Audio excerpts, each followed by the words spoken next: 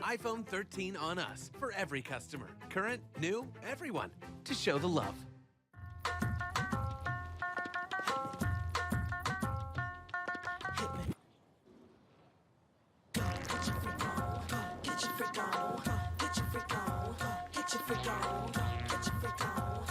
Black Star Network is here. Hold no punches! I'm real revolutionary right now. Support this man, Black Media. He makes sure that our stories are told. Thank you for being the voice of Black America, Roland. Stay black. I love y'all. All momentum we have now, we have to keep this going. The video looks phenomenal. See, there's a difference between Black Star Network and Black-owned media and something like CNN. You can't be Black-owned media and be scared. It's time to be smart. Bring your eyeballs home. You dig?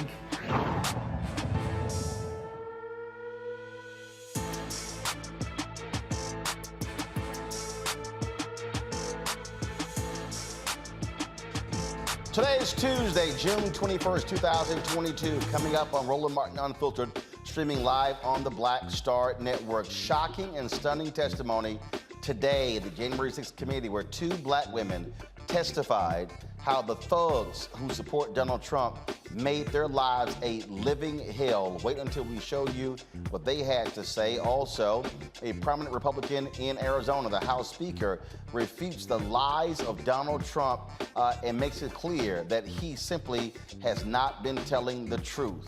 Lies and all sort of other things from the thug-in-chief, Donald Trump. We'll break it all down on today's show. Also coming on today's show, folks, shocking news out of Uvalde, Texas, where we now understand the cops were lying with the initial reports that they were more than able to take down the shooter who killed 19 children and 2 teachers. They had the guns, they had the body armor, but the commander on the scene was grossly negligent in his leadership. Wait until we show you what a hearing in Texas revealed. Also, on today's show, last week, President Joe Biden signed an executive order extending protection for folks who are LGBT. The question is, what about African Americans who are LGBT?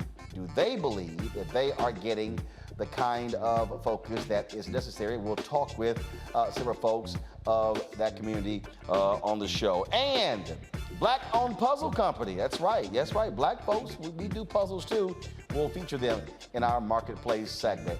Folks, it is time to bring the funk on Roland Martin Unfiltered right here on the Black Star Network. Let's go. He's got it. Whatever the miss, he's on it.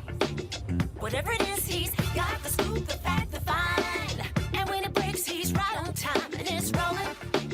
Best believe he's knowing. Putting it down from sports to news to politics. With entertainment just for kicks, he's rolling. It's on go, roll, y'all. It's Roland Martin, rolling with Roland now. He's funk, he's fresh, he's real, the best, you know he's Roland Martin now.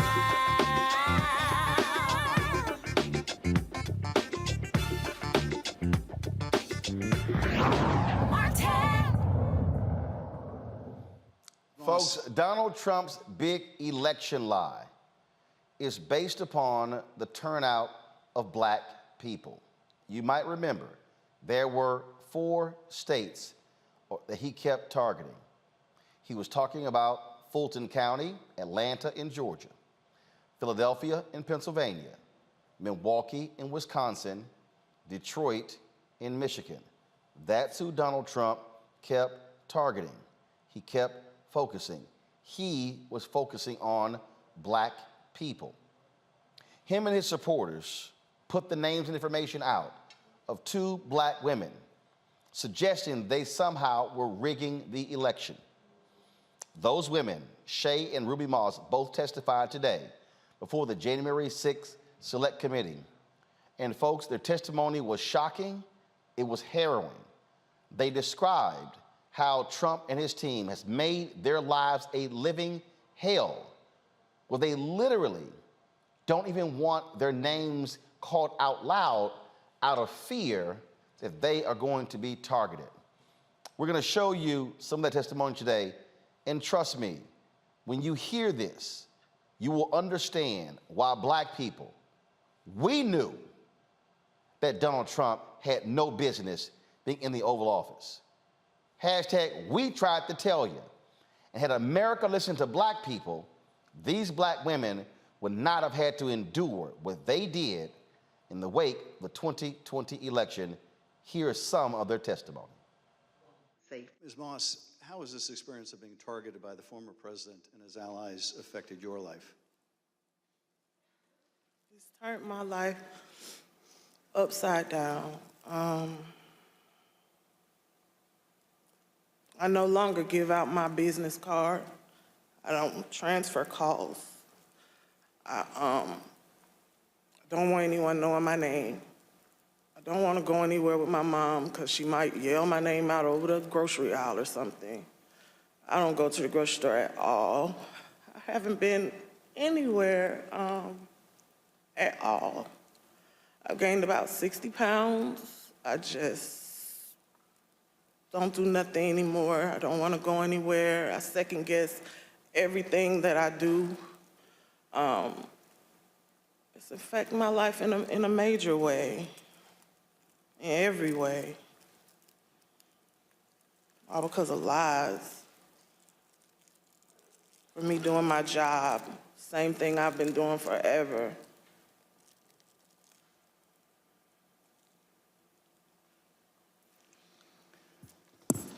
Your mother also told the Select Committee about how she had to leave her own home for her safety and go into hiding after the FBI told her that it would not be safe for her there before January 6th and until the inauguration. Let's listen to a clip of her story in her own words. Around the week of January 6th, the FBI informed me that I needed to leave my home for safety. And I left my home for safety around that time. Understood. How long did you stay out? Did you, remain outside of your home for your own safety? I stayed away from my home for approximately 2 months. It was horrible. I felt homeless. I felt, I can't believe this person has caused this much damage to me and my family. To have to leave my home, that I've lived there for 21 years. And, I'm having to have my neighbors watch out for me, and I have to go and stay with somebody. It was hard. It was horrible. And that your conversation with the FBI about needing to leave your home for your own safety, or perhaps recommending it, do you remember, was there a specific threat that prompted that, or was it the accumulation of threats that you had received? What prompted it was getting ready to, January 6th was about to come, and they did not want me to be at home because of all the threats and everything that I had gotten. They didn't want me to be there in fear of, the people were coming to my home, and I had a lot of that, so they didn't want me to be there. Just in case something happened, I asked, how long am I going to have to be at home? And they said, at least until the inauguration. Ms. Moss, I understand that people once showed up at your grandmother's house. Tell us about that experience. I received a call from my grandmother. This woman is my everything. I've never even heard her or seen her cry ever in my life. And she called me screaming at the top of her lungs, like, Shay, oh my God, Shay, just freaking me out, saying that there were people at her home, and they, you know, they knocked on the door, and of course she opened it and seeing who was there, who it was, and they just started pushing their way through, claiming that they were coming in to make a citizen's arrest. They needed to find me and my mom. They knew we were there. And she was just like, screaming and didn't know what to do. And I wasn't there, so, you know, I just felt so helpless and so horrible for her. And she was just screaming. I told her to close the door. Don't open the door for anyone. And, you know, she's a 70-something, I won't say, year-old woman, and she doesn't like having restrictions. She wants to answer the door. She likes to get her steps in, walking around the neighborhood, and I had to tell her, like, you can't do that. You have to be safe. You know, and she would tell me that at night, people would just continuously send pizzas over and over to her home, you know, and they were expecting her to pay for these large amounts of pizzas, and she went through a lot that she didn't have to. And once again, it made me just feel so horrible. Folks, that is utterly shameful as a result of Donald Trump and his minions, what they did to these sisters. But he also tried to have Republicans lie on his behalf. One of them was the Speaker of the House of Arizona, Rusty Bowers, and he testified how Donald Trump literally today was saying what Bowers said to him about the election being rigged, and Bowers made it clear he's lying. Former President, we begin with the questions that I had prepared for you. I wanted to ask you about a statement that former President Trump issued, which I received just prior to the hearing. Have you had a chance to review that statement? My counsel called from Arizona and read it to me. Yes, sir. In that statement, I won't read it in its entirety. Former President Trump begins by calling you a rhino, Republican in name only. He then references a conversation in November 2020 in which he claims that you told him that the election was rigged and that he had won Arizona. To quote the former president, during the conversation, he told me the election was rigged and that I won Arizona, unquote. Did you have such a conversation with the president? I did have a conversation with the president. That certainly isn't it, but there were parts of it that are true, but there are parts that are not, sir. And the part that I read you, is that false?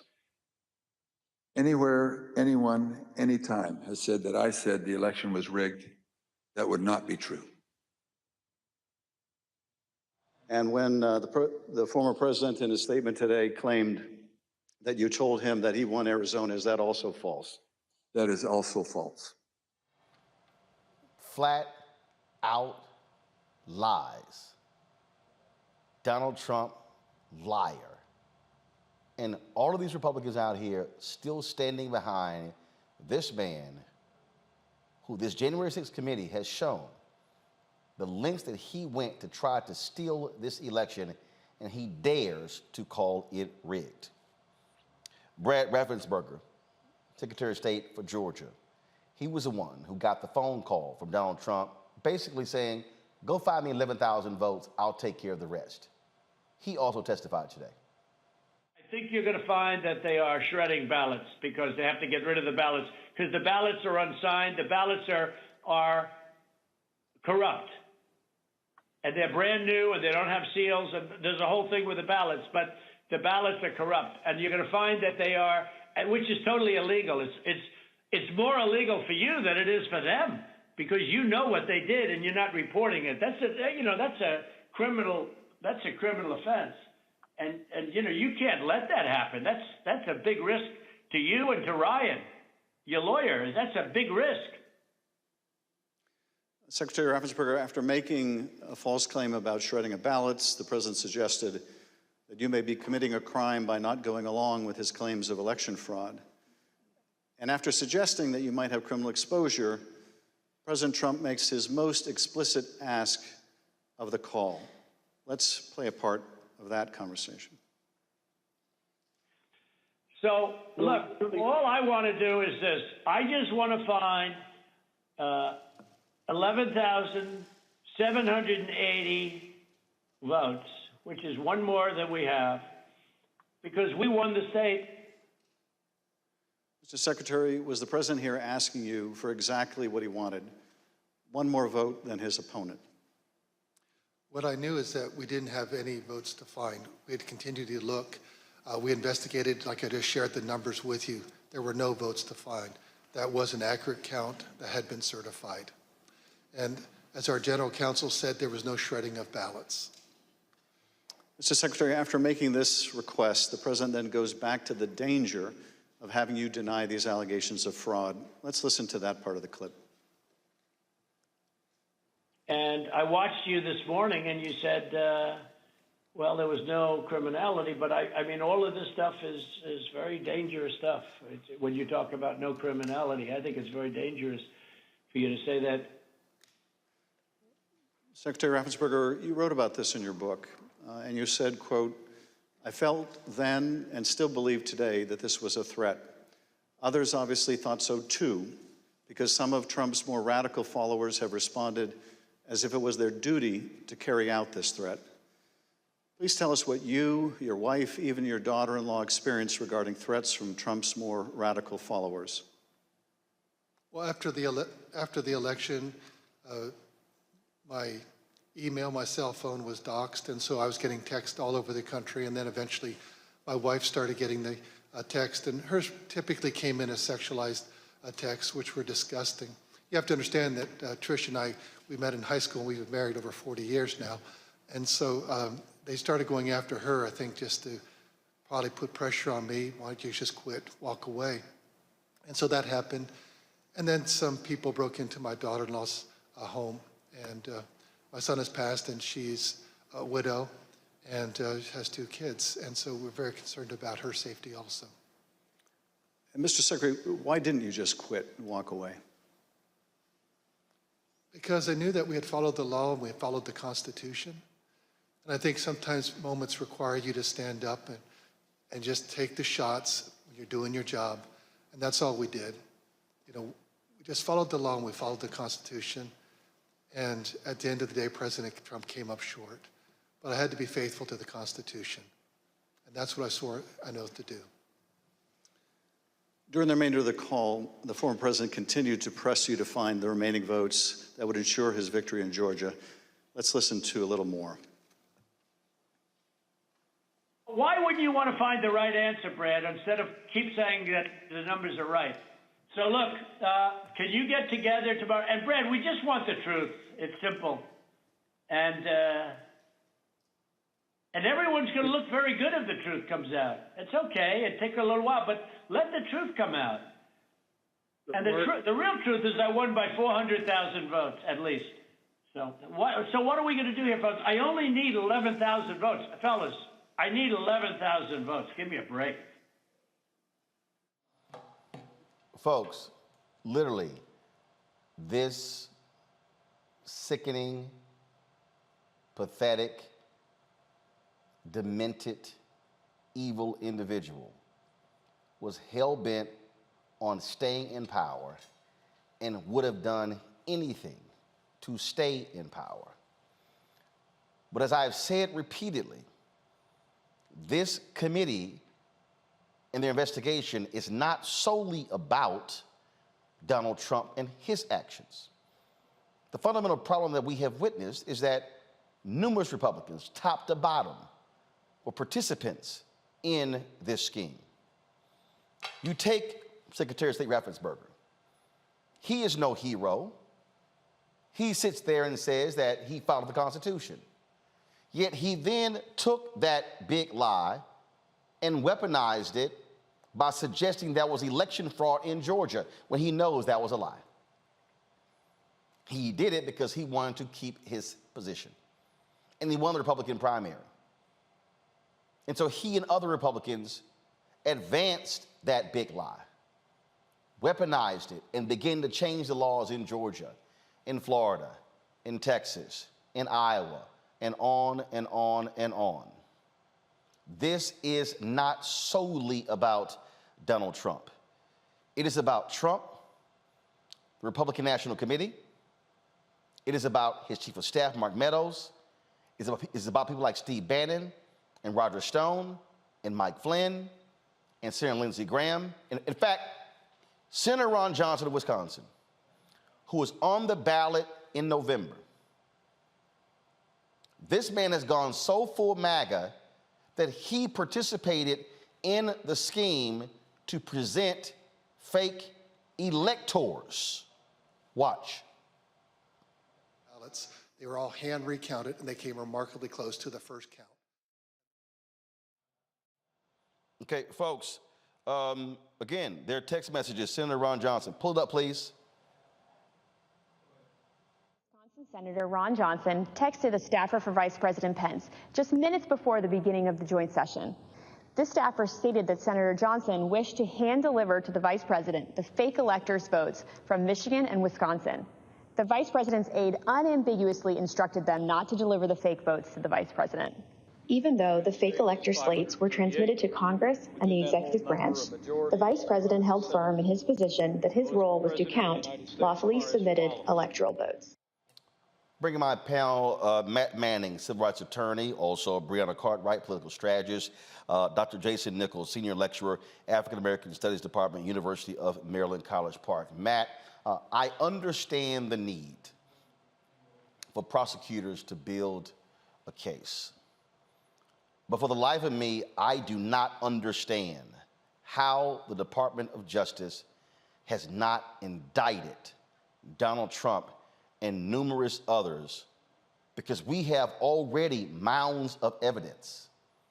I don't know what the hell Attorney General Merrick Garland is doing. And I understand you want an airtight case. I totally understand that.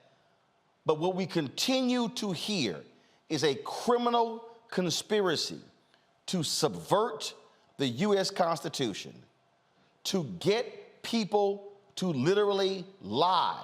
The things that they did are beyond shameful. They are criminal. Absolutely. And this isn't even a situation, Roland, where you have to pull that out of the evidence and, say it's circumstantial. This is unequivocal. This is the former president literally saying, I need X number of votes, find the votes. I'm going to just double down on the lie and try to get you to be complicit in the malfeasance. Look, federal law specifically prescribes actions by people who are elections workers that are intended to undermine elections. And that's not only what you have here. You have the president, the sitting president, telling Raffensperger and others to just make up votes and or find votes that don't exist. So I'm with you. I mean, before you even sent this over to me to comment on it, my thought literally was, this is as airtight as it gets. This is an admission. This is a phone call with one of the most recognizable voices in the world saying exactly what he needs in terms of the criminal act. And I think this will really be telling for the average citizen to see how the other half lives. Because if DOJ does not indict President Trump, it's indefensible. There's literally no defense because he's on the phone saying exactly the crime he's intending to commit, the conspiracy he's trying to engage in. So I think you're 100% right. And I don't know how DOJ gets out of indicting him and prosecuting him fully on this. I mean, realistically, will that happen? I don't know. But that's what should happen based on the evidence that's been elicited. Breonna, there is no bottom. It was Senator Susan Collins who said that she felt that Trump learned his lesson from the first impeachment. He was impeached twice. As long as you do not hold this man accountable, as long as it never gets indicted, as long as he is not charged, as long as he is not tried and convicted, he is going to do it again and go even further than he did before. I agree to a certain extent. I think that he's very dangerous. I think that, unfortunately, the people who need to hear a lot of this, it's going to fall on deaf ears anyways, and we're still in the court of public opinion versus the actual courthouse. And No, we're not in a court of public opinion. There's literally a congressional hearing, and the Department and the Department of Justice can actually go to a grand jury. So this is not a situation where we need the public to sort of get behind it. They are laying out undeniable, irrefutable evidence, and the people who are unveiling it are literally his own people. Right, I understand that, but the Congress in itself can't give the indictment, right? Just as was previously stated, DOJ is going to have to determine to take this on. And I know that it's been a lot of back and forth whether or not they're going to do it. I do think that they should, but that's what we have to see at the end of this. Unfortunately, I feel like the reason why they're airing a lot of this is so that in case Trump runs again, no one is compelled to even let that be pushed forward because of all the things that has occurred in the past. I honestly do not think he's going to run again. One of the statements is you think that he's going to do something worse. I don't think he's running again. I don't think his brand could take another loss. That's what he knew. 11,000 votes is a lot of votes. And for him to be like, oh, well, just find me these votes. I think it's apparent to most people, even past, the MAGA people, his Republican Party, that he lost. And Trump is not a good loser. He's a sore loser. And I don't think, and his brand mostly has been hiding his losses forever.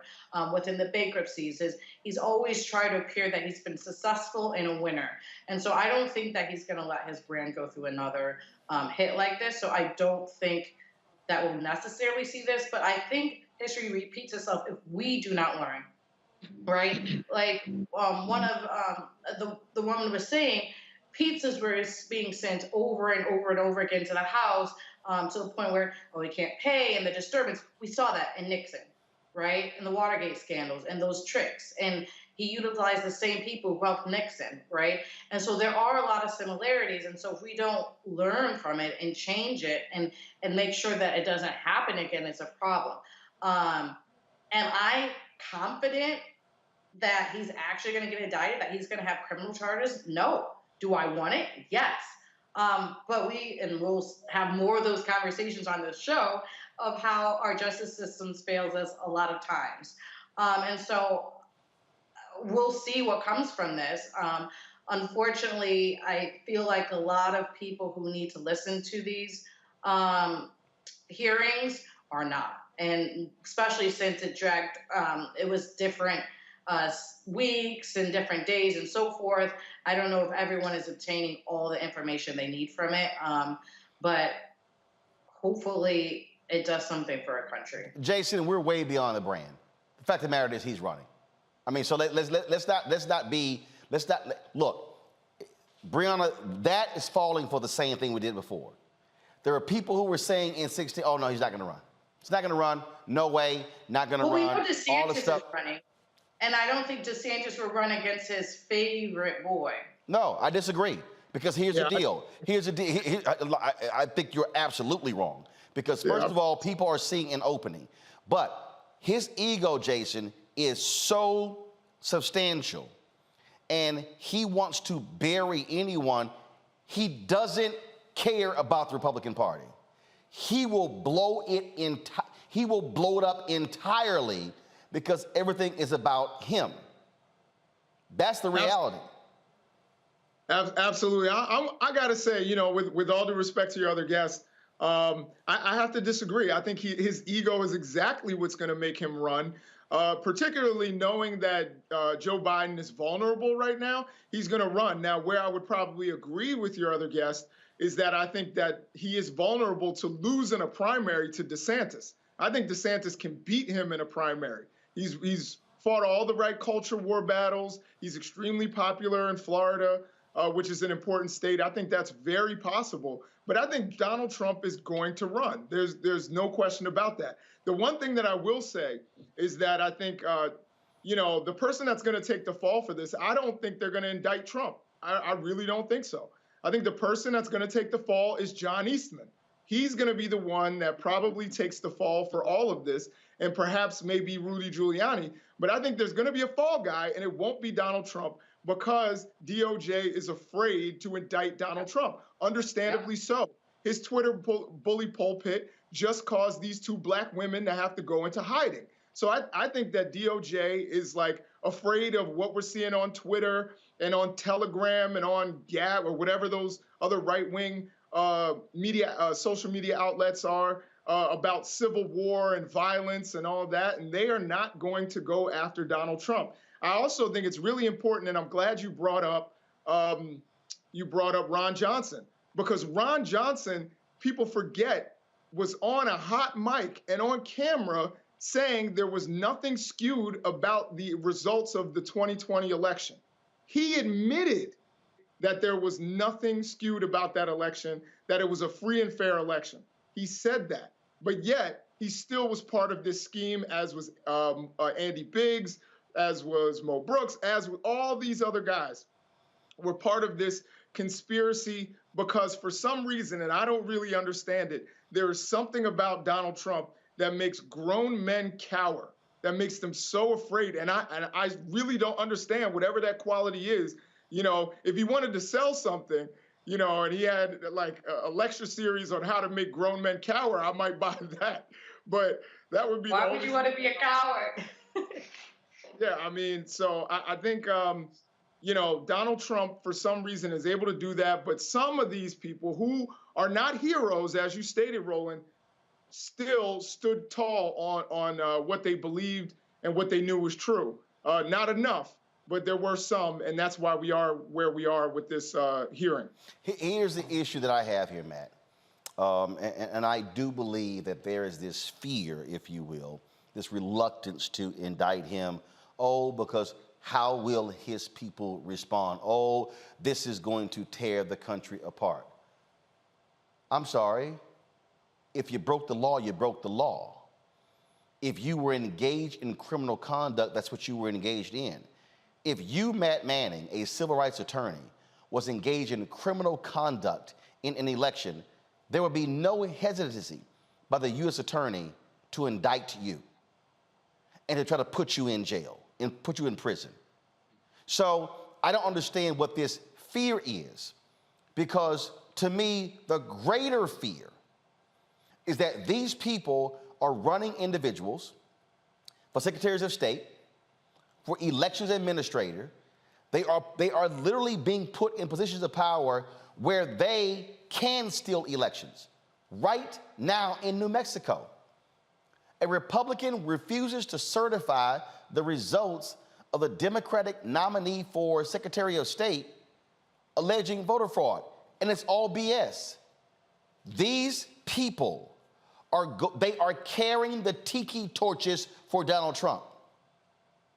These people are executing a game plan as we speak to literally do in the future what he tried to do on January 6th.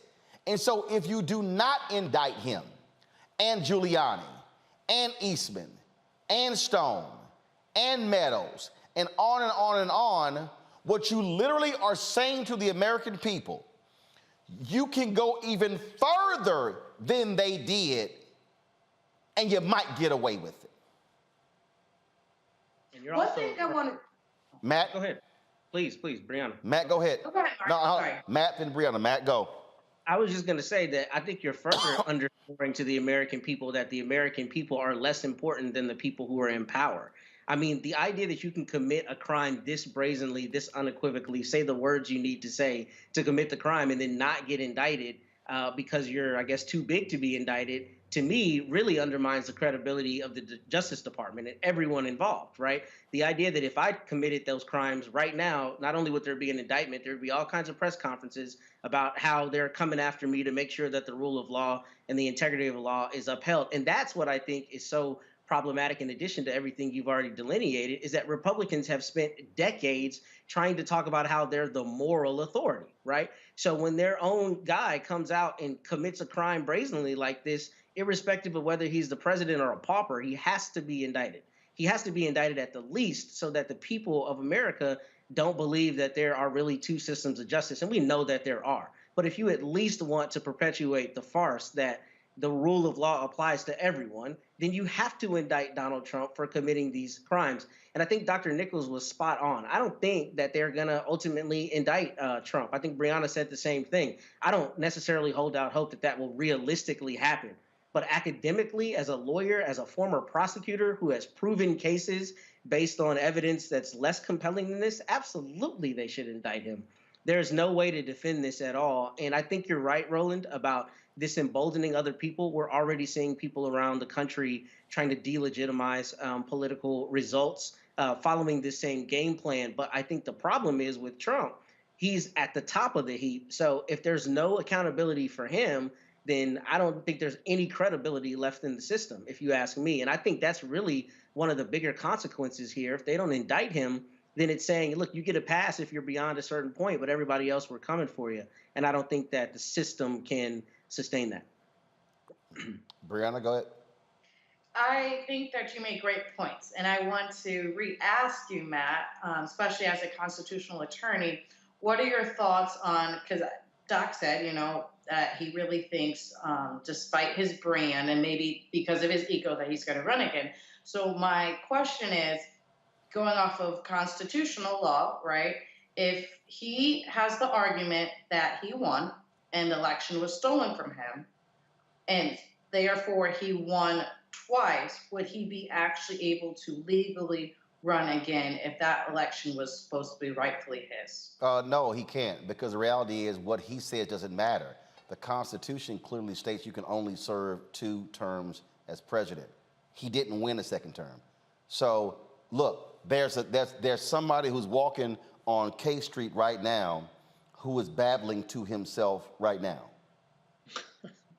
I can guarantee you it does not matter what that babbling person is saying. It's irrelevant.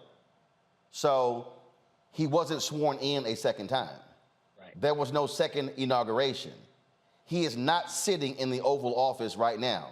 He ain't president. Now, he might think Mar-a-Lago is White House South. No, he's former. So there is no argument to make. He lost. He lost, pure and simple. And what we have here is him literally on tape trying to steal the election. Yeah. Raffensperger said Biden won Georgia.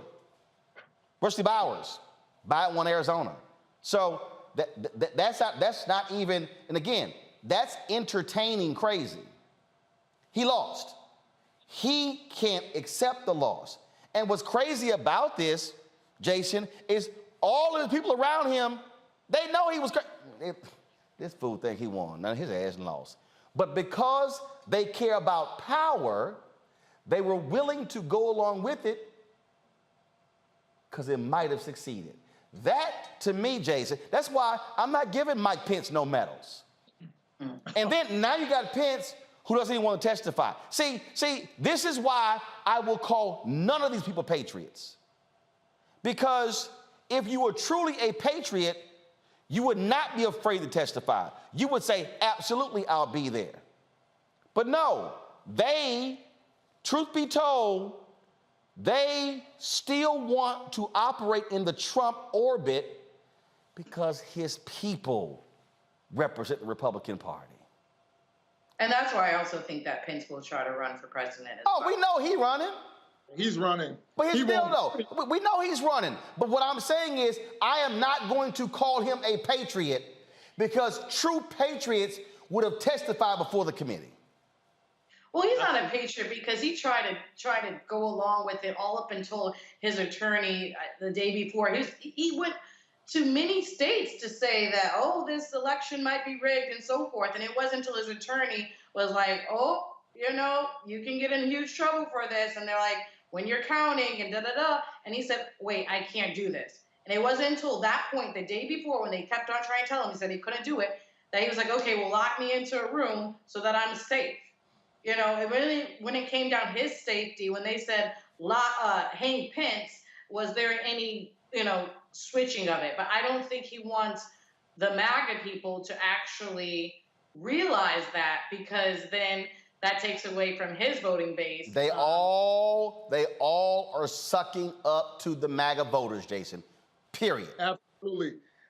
First of all, as Brianna stated, as you stated, Mike Pence looked for every way to do this, but realized that there was no legal way he could overturn an election. It wasn't like, you know, he was morally opposed from the very beginning. The other thing I would say is just like what Matt was saying about DOJ and the fact that they should indict the big guy if they're willing to indict the little guy. In theory, that's correct. But when we look at this historically, one of the worst presidential scandals in history was under Reagan, and that was Iran-Contra. But he got away. He was Teflon. The DOJ didn't indict him, and anybody who did get indicted got pardoned by HW. So to me, I think there's precedent for the DOJ to pass the buck. And I think that's what they're going to do when they have someone powerful, and they're going to use this excuse of dividing the country as if we're not divided already. And they're going to, you know, pass the buck on that. So I think none of these guys are heroic. Some of them, like Bill Barr, literally sucked up to Trump in his resignation letter, you know, and still says he might vote for Trump again. No. He did not say might. He was literally asked, if Trump is a nominee in 2024, would you vote for him? And he said unequivocally, yes. Yeah, I mean, yes. That's why I'm not, the fact that all of these people will still say, if he gets a nomination, I'm voting for him, they care about power, not party, not Can I say one principle. last thing? Yeah, well, let me just say one last thing. I went up, and just like everybody else, I watched two brave, average black women from Atlanta, Georgia, sit there and testify, despite getting threats against their lives, threats against their family. And Roland, you know me, and you know the places that I go into, and you probably are aware of the threats that I get.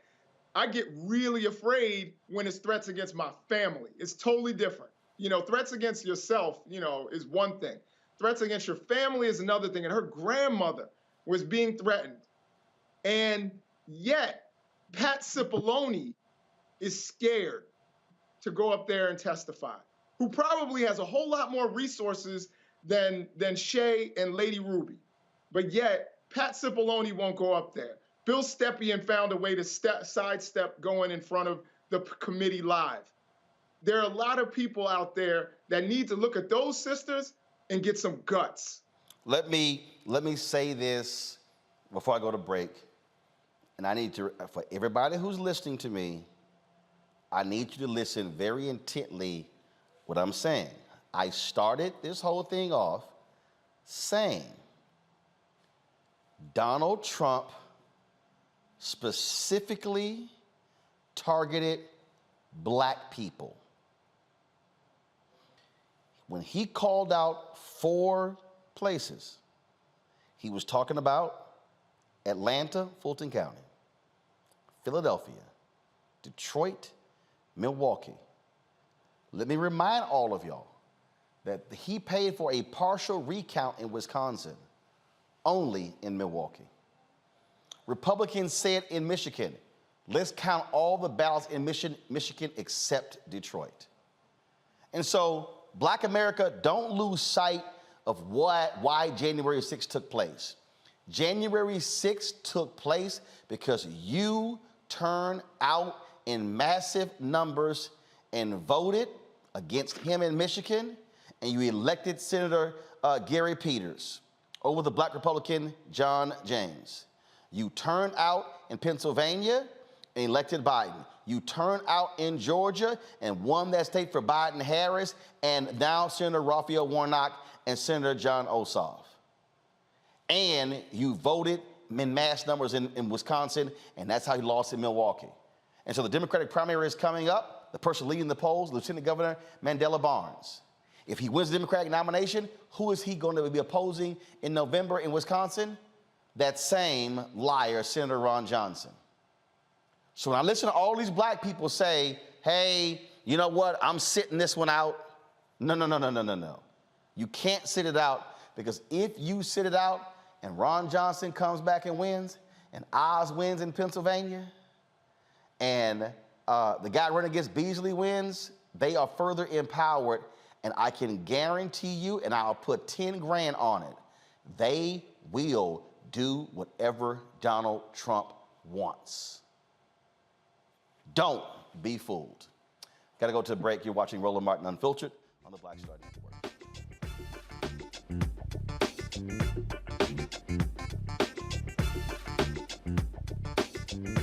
Verizon just gave us all a brand new iPhone 13. We've been customers for years. I thought new phones were for new customers. We got iPhone 13s too, switched to Verizon 2 minutes ago. Ours were busted, and we still got a shiny new one. Check it out. So wait, everybody gets the same great deal? I think that's the point. iPhone 13 on us for every customer. Current, new, everyone. On any unlimited plan, starting at just $35. All on the network more people rely on.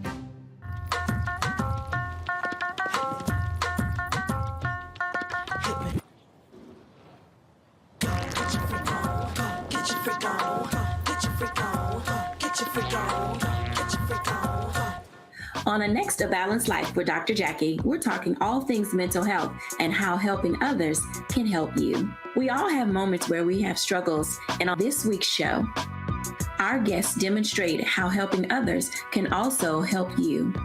Why you should never stop giving and serving others on the next A Balanced Life here on Black Star Network.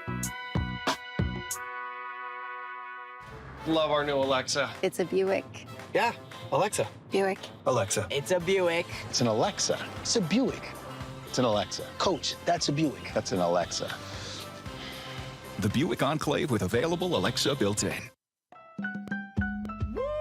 We're all impacted by the culture, whether we know it or not. From politics to music and entertainment, it's a huge part of our lives, and we're going to talk about it every day right here on The Culture with me, Faraji Muhammad, only on the Black Star Network.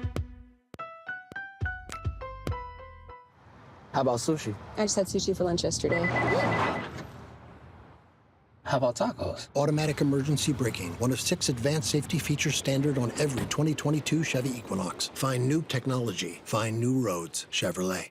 Hi, I'm Anthony Brown from Anthony Brown and Group Therapy. Hi, I'm BB Winans. Hey, I'm Donnie Simpson. What's up? I'm Lance Gross, and you're watching Roland Martin Unfiltered.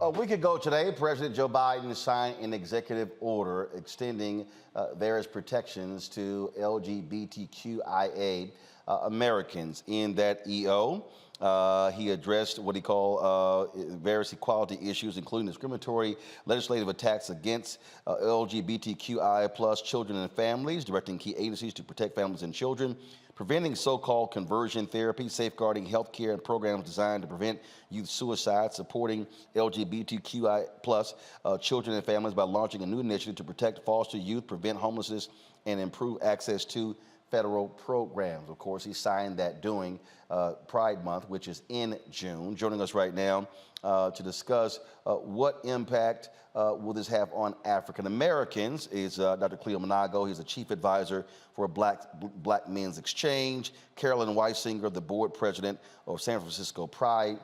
Victoria Kirby, the deputy executive director of the National Black Justice Coalition. And Ranzino Frazier. He was the first African-American leader of the LGBT Community Center for Charlotte's Charlotte's LGBT Community Center, and of course also was elected as its Board of Trustees chair. Glad to have all 4 of you here. And so when we talk about this executive order, one of the things that I've talked to many folks in the past about is that when we talk about black folks who are LGBTQ, now you're talking about folks who are dealing with these issues from a different perspective than those who are white, those who are non-black. And over the years, I've had just a number of black folks who talk about the issues that they still have when it comes to these sort of initiatives that don't necessarily impact black folks in the same way in terms of being able to offer the level of assistance and support. So just want to get your thoughts on this and what is being discussed, what is being said among African Americans when it comes to these efforts to combat laws and other things that target LGBTQ. Anyone can start. Yes, thank you so much for having me in the National Black Justice Coalition on this important conversation. We nerd out on regulatory policy.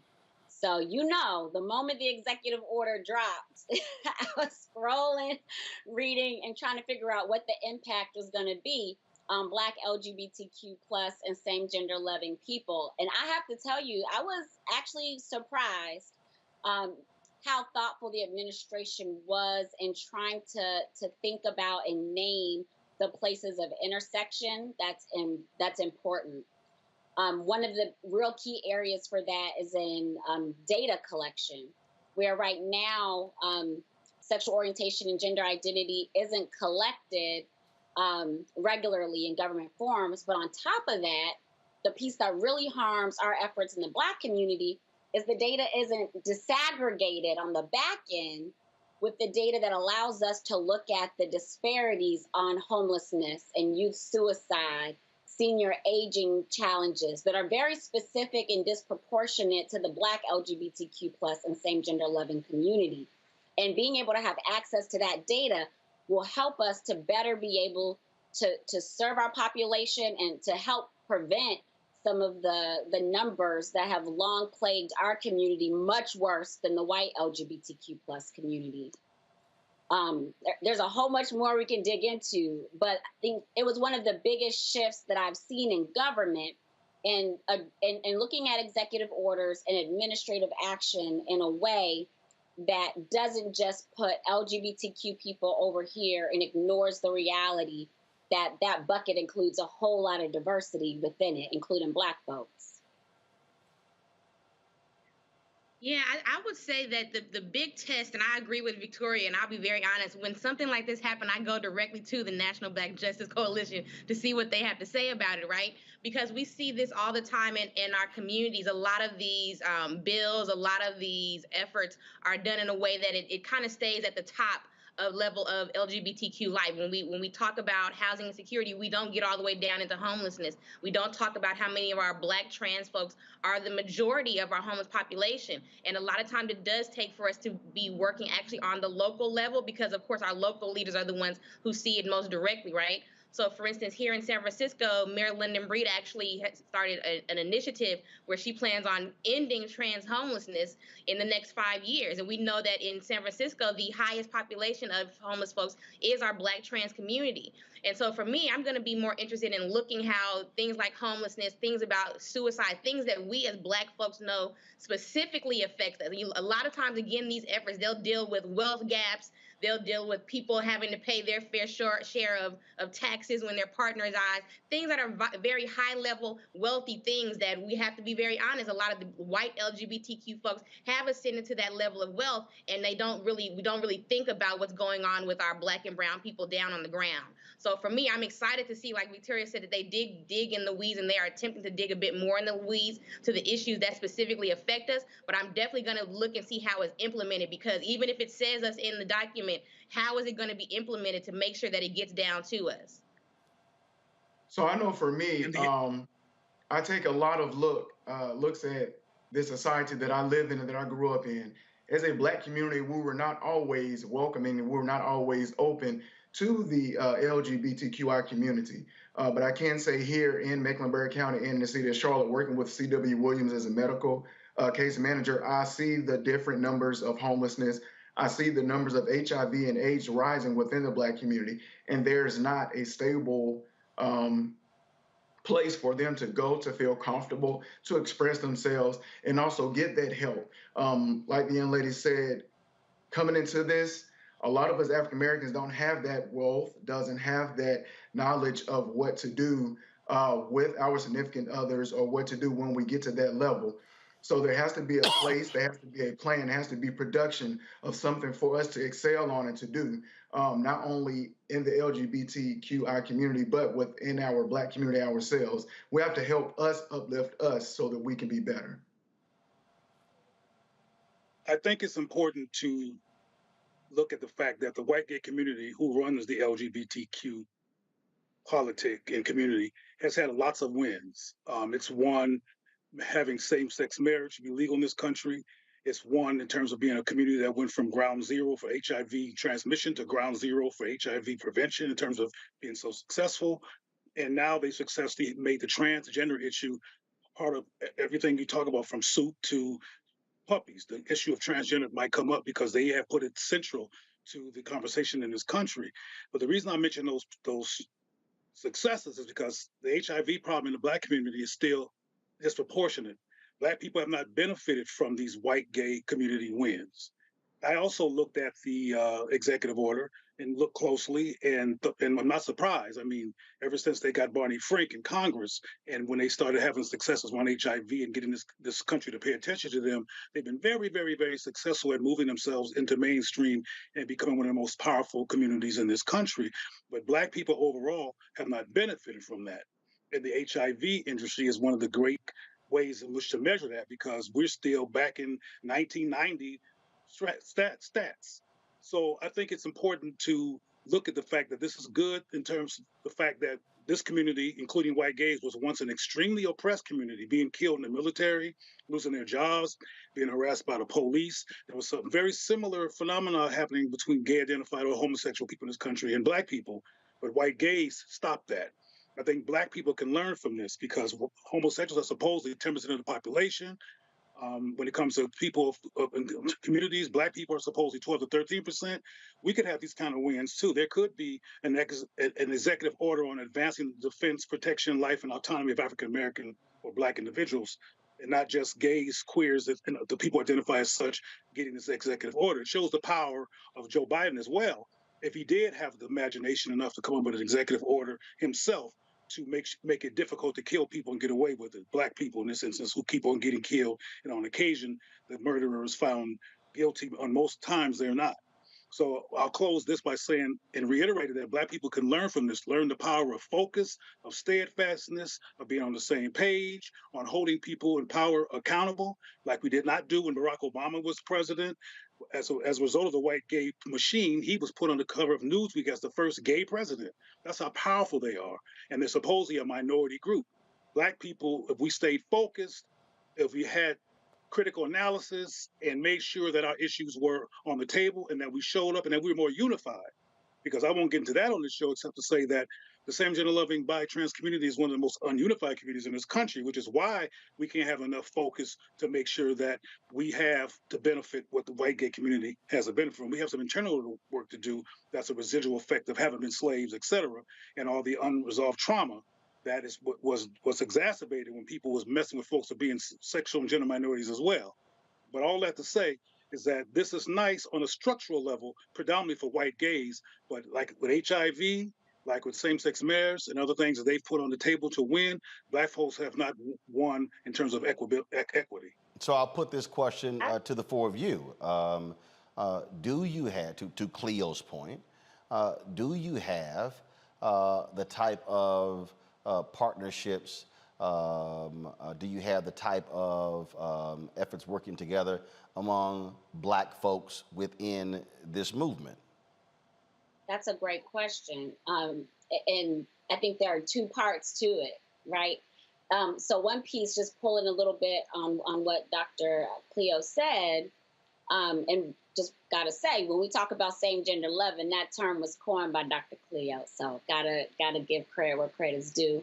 I want to talk about this piece on regulatory policy and the reality that whether it's slavery, what happened afterwards, where we are today, the Black community, we got to get sharper on some of these opportunities, because President Biden did do an executive order on day one related to racial equity, also did one on voting, also did one on dealing with police accountability. But we also, part of the process is we as Black people have to then go to regulations.gov and put in our comments for what we want the government to then do. and then they do it, or they hear feedback from folks who disagree and don't want them to do it a particular way. And so, there were less than 1,000 comments that came in on an executive order that was about restructuring the entire federal government to deal with rooting out inequities based on race. And what I realized coming from, being in an organization that straddles the LGBTQ movement and racial justice movement was that there was a lot less knowledge in Black space. And there's an opportunity for NBJC and other organizations to do more educating to make sure we have these opportunities. We hitting home runs and getting everything that they owe us. You know what I mean? Getting some of those changes put in. We're getting some of it in some of these subsequent executive orders that are coming out. But it's not everything that we need. And part of it is on us, going to that larger point, getting in deep community with all the various grassroots Black, LGBTQ+, same gender loving groups across the country so that we can unite under, a Black power agenda that we can push through that's good not just for our intersection of the Black community, but the whole Black community. When we say when the most marginalized among us get free, everybody get free, we mean that, right? And so if we mean it, it means we have to move like that. And we have an opportunity to do it different. But that window's going to close because the segment before was just talking about what's going to happen after these midterms and then what's going to happen with the presidential election in 2024. And so, yes, I hope our people show up and show out. And we have some urgency to move quickly to get the things that we can get done now, including a lot of money. Sometimes we'll think about executive orders as, that's temporary. But those dollars aren't. If you get those grants in and secure the funds where they need to go. But our people have to know about those opportunities, have to be educated about the opportunities, have to know about the process. But has that happened? Has that gathering happened? And if it hasn't, why? We gather folks across the country from Black. Hold on. Okay, hold up. Like who's talking? I think Victoria. I think you were talking. I was just naming that every year we gather during the nation's largest LGBTQ activist conference for an event called the Black Institute. We have grassroots folks. Last year, we had folks from 32 different states plus District of Columbia, which one day will be a state. And we had a couple folks from other countries too, where we have an opportunity. That's how me and Carolyn know each other. We also have our Good Trouble network of Black LGBTQ+ and same gender loving elected officials from across the country that gather to make sure that, we're on one accord and that there's some support. They have some model policies and mentorship to help move along the process because it's hard to be an only. Do we need to have more of it and need to ensure more people are able to come and be brought in? Of course. The pandemic definitely has put a wrench in some of what we wanted to do in person. But we're going to continue to identify opportunities for us to bring our folks together, if it's via virtual spaces or in person, if it's during the Congressional Black Caucus weekend, whatever opportunities we have, we want to make sure that where Black LGBTQ+ folks are gathered, that we are in the midst. I think it was Carolyn, then it was Cleo. Go ahead. Yeah, and I was going to actually go to something that Dr. Cleo said about, how we don't harness that power. And Victoria kind of hinted on it as well. We are not in the deep collective as we should be. I mean, there are so many people across this nation that are doing this work, and most of us don't know it. My good friend Imani Rupert Gordon is a Black woman who is the first Black woman, I believe, executive director of the National Center of Lesbian Rights. So her job is literally every day to be filing these briefs and suing for these laws. And most people don't know that there's a Black woman that's doing that. One of the most powerful Black trans women here in the Bay Area is Aria Saeed, who's running the Transgender Cultural District, the only city demanded cultural district, trans cultural district in the nation. But we don't have these conversations, even though we do, like Victoria said, we go to the Good Trouble Network when we're together at Equality, when we're at Victory, we're all these places, we make sure that we get together, but we don't have the collective thing like they had back in, what was that, 69 or wherever they had the Black caucus meeting. We don't have that thing. And I think that Yes, and Black LGBTQ folks, because we are so marginalized in all these places, we need desperately to get together because we need a better bench of elected officials. I mean, I'm running for office here in El Cerrito. I believe I'll be one of 5 Black stud, butch, whatever you want to call us today, people who are actually in elected office. We don't have a bench of elected officials to actually, make sure we're implementing these laws. We have a broader list of legislative aides and people who are working for elected officials, but we don't know who they are. We don't have a good collective of who the grassroots workers are. So we need that so we can harness that power. We don't have an HRC or anything such as that, and we need that to make sure that we're putting those ideas together and being on the same page. Cleo. If we have that, we can get on the road to it. Cleo? Well, MPJC is interested in for sure helping to build towards that, and we want anyone who's open to doing the work with us to hit me up. You can go to mbjc.org, fill out the contact form. As Deputy Executive Director, that's a big part of my portfolio, and the work that we want to be able to grow out is going to take some time. But for folks who are listening to this, watching this, and you say you're ready for a change, you're ready for a different space, ready to kick it back to some of the collectiveness that we once had, the time is now. Like I said, the clock is running out. So, hopefully we're going to get it reset, right? Get some more time. But in the midst, we do need to act urgently. Cleo, go. Roland, your initial question was about, if I heard it correctly, was, are we unified? Are we working together? Yes. The answer is no. LGBTQ, et cetera, not the SGL part, but the LGBTQ part is ran by white folks. And white folks tend to put Black people in power or in front of the camera who they feel comfortable with, who are typically in very intimate relationships, including personal interests with them. And they look Black because they are Black, but they are very much involved or indoctrinated into whiteness. And for example, the majority of the people in this country who have name recognition in the press, in the media, who are gay identified, majority of them are spending most of the time in white culture, in white context, and they have hardly anything to say in demonstrative ways to the Black community, and they're not about Black power, at least in terms of how they articulate anything at all. It's all about LGBTQ, as if whites need them, because whites don't. They're quite powerful, and they take good care of that community. But I think it's important to reiterate that it's not unified. It's fragmented. White racism and blackface has helped to fragment it. A lot of the meetings that are put together under LGBTQ, again, are facilitated by white accommodating Black people who are not affirming of Black people. As a matter of fact, back in the day of HIV Holocaust, the majority of people that got resources to serve Black people were Black men who wouldn't touch Black people with a 10-foot pole. And it didn't work, which is why it was such a disaster. We need Black people who love Black people in charge of this work, so people can have resonance and feel attracted beyond bougie people or people who are not connected to the Black community, having little events that only attract them. Because as I said earlier in this conversation, a lot of these things that have a Black person involved, from marriage to everything, it does not trickle down into transformation, healing, and focus on Black people.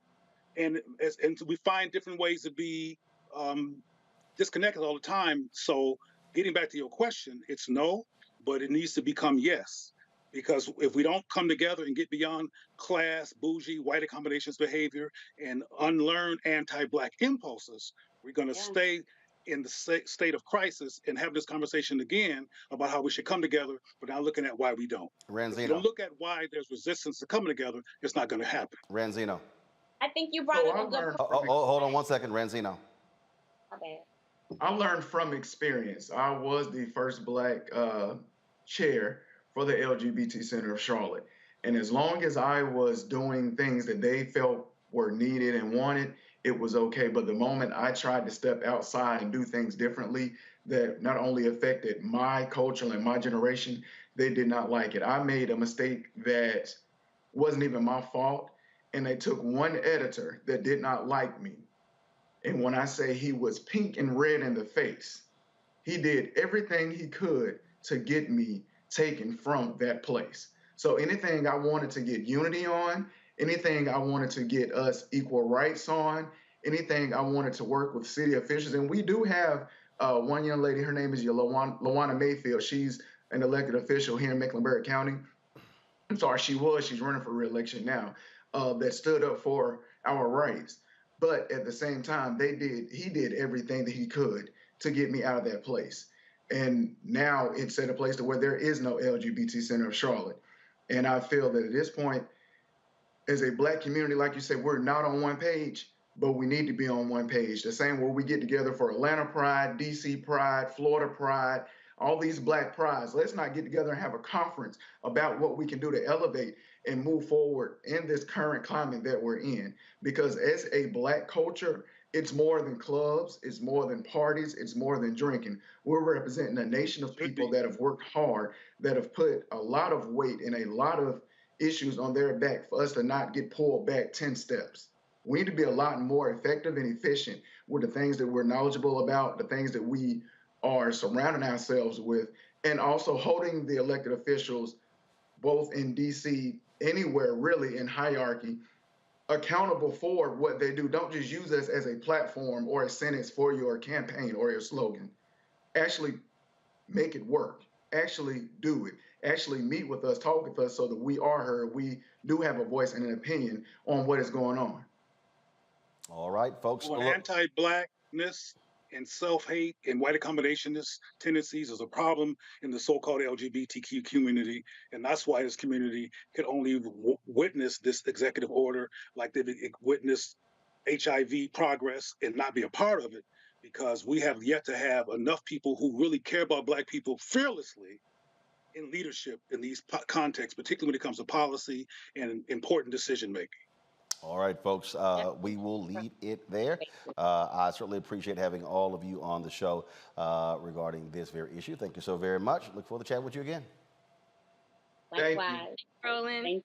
All right, folks, when we come back on Roland Martin Unfiltered, our Black and Missing, our HBCU Connect segment, we'll also talk about our Marketplace segment as well. Lots more to discuss. If you're watching on YouTube and Facebook, be sure to hit the like button, folks. We should easily be at more than 1,000 likes on both of those platforms. We also want you to download our Black Star Network app. We had more than 40,000 downloads. We want to hit 50,000 downloads. You can do so by downloading on your Apple phone, Android phone, Apple TV, Android TV, Roku, Amazon Fire TV, Xbox One, and Samsung Smart TV. You can also, of course, support us with your resources. Our Bring the Funk fan club, every dollar you give goes to support this show and what we do. And so you can please contribute via check and money order to P.O. Box 57196, Washington, D.C. 20037-0196. Cash App is $RM Unfiltered. PayPal is R Martin Unfiltered. Venmo is RM Unfiltered. Zelle is Roland at RolandSMartin.com. Roland at RolandMartinUnfiltered.com. We'll be right back.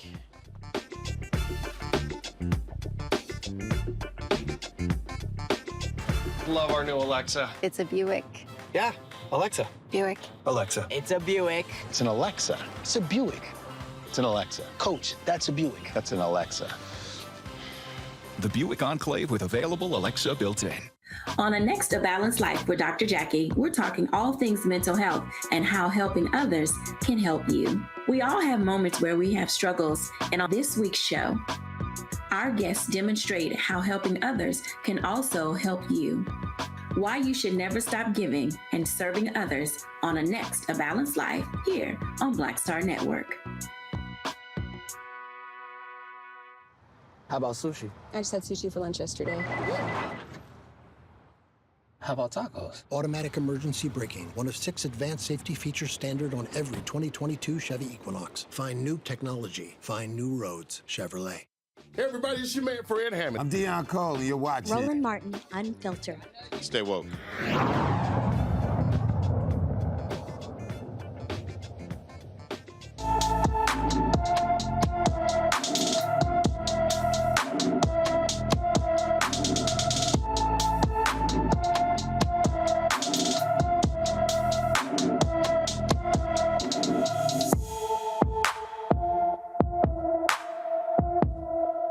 Folks, Chastity Arthur was last seen in Killeen, Texas on June 2nd.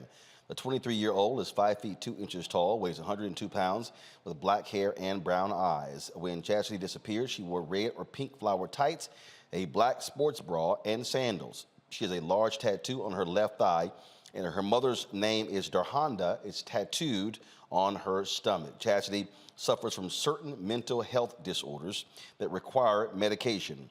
Anyone with information about Chastity authors whereabouts should call the Killeen, Texas Police Department at 254-501-8800, 254-501-8800.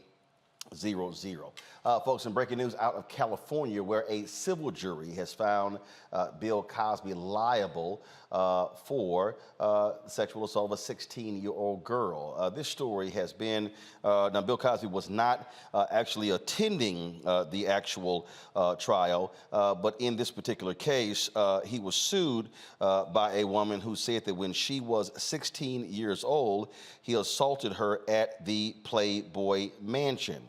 That lawsuit went forward. The jury reached the decision, but they couldn't reach a decision on all matters, and so they continued their actual case. Now, of course, the jury also, again, Judy Huth said that she was assaulted by Cosby at the Playboy Mansion in 1975 during a deposition.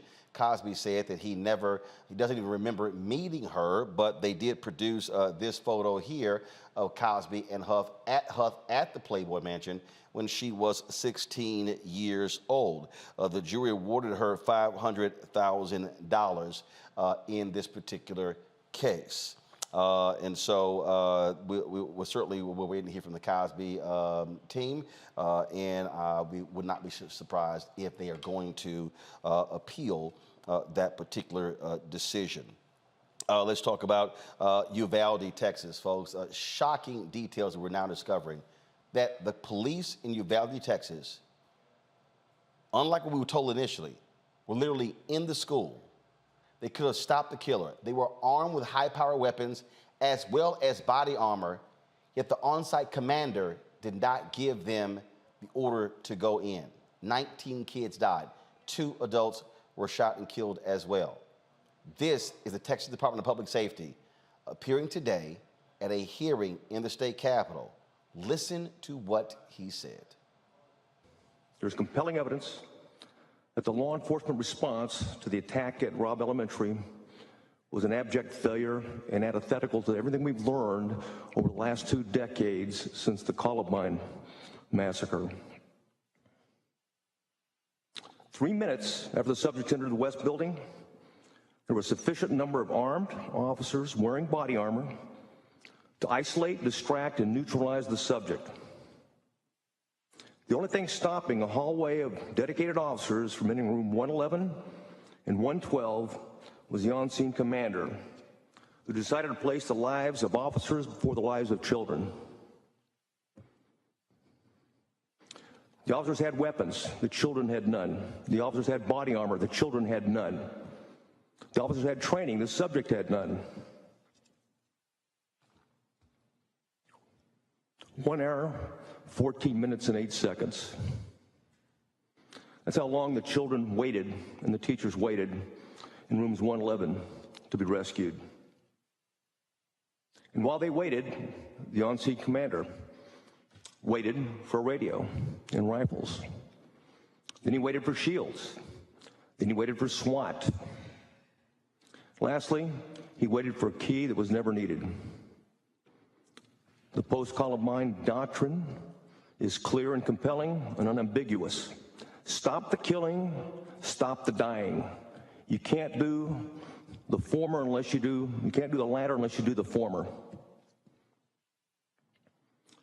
Certainly, some things were done well, and even very well.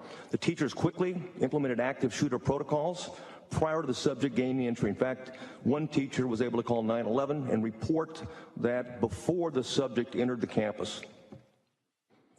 Law enforcement officers were able to evacuate hundreds of children in a safe and orderly manner. The district attorney, Christina Mitchell, and her staff led tireless efforts to take care of the victims and their families in the aftermath. And Senator Gutierrez talked a little about victim identification and victim notification. That is always a priority after such a tragedy. Very difficult to do, and she did an outstanding job in trying to handle that situation, blending all the different resources from local, state, and federal agencies at the time. We were flat out lied to, Jason Nichols. They lauded these officers in the role that they played after. To hear that 3 minutes after this shooter entered the building, the cops were in position to take him down, and they waited more than an hour, and he slaughtered 21 people, 19 children and 2 adults. And they said that they needed keys in order to get into the room, and it turns out they never even tried to open the door. I just can't. It's unconscionable. It's unbelievable. And you know, part of this though, Roland, is the doctrine that we've heard. You know, he talked about active shooter and the way to engage them after Columbine. But all we've heard, particularly African-American people have heard, is that police officers have the right to go home safe at night. So I think that they took that just a little too far, that they don't have to put themselves in harm's way, that that's not their jobs. And, you know, that's what I'm assuming, because any other explanation for this, I really can't fathom it.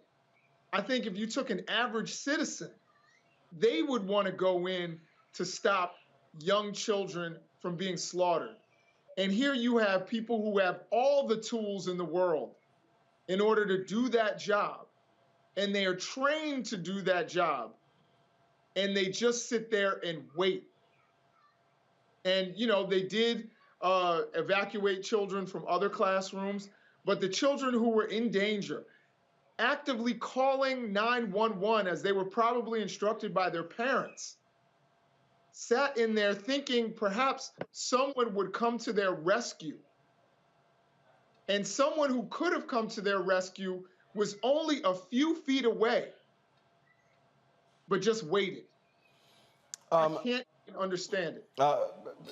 Brianna, Joe Rogan and this some dude named Tim Kennedy the other day blamed Black Lives Matter for what happened in Uvalde by saying that, the attacks on police has made them afraid, scared, that they've been berated. And then they try to say that the lack of military training for officers resulted in this, but there was literally a training a few weeks before this actually happened with the Uvalde cops. Now what you have, Brianna, which is stunning, the city of Uvalde now has hired a law firm to keep the body cam footage from being released because it is going to be embarrassing. I'm sorry, you're taxpayers. I'm sorry, we're taxpayers. The people fund you, and so you think you don't want to release it? They're afraid it's going to show the cowards, it's going to show how weak they were and how they were completely all over the map on that day.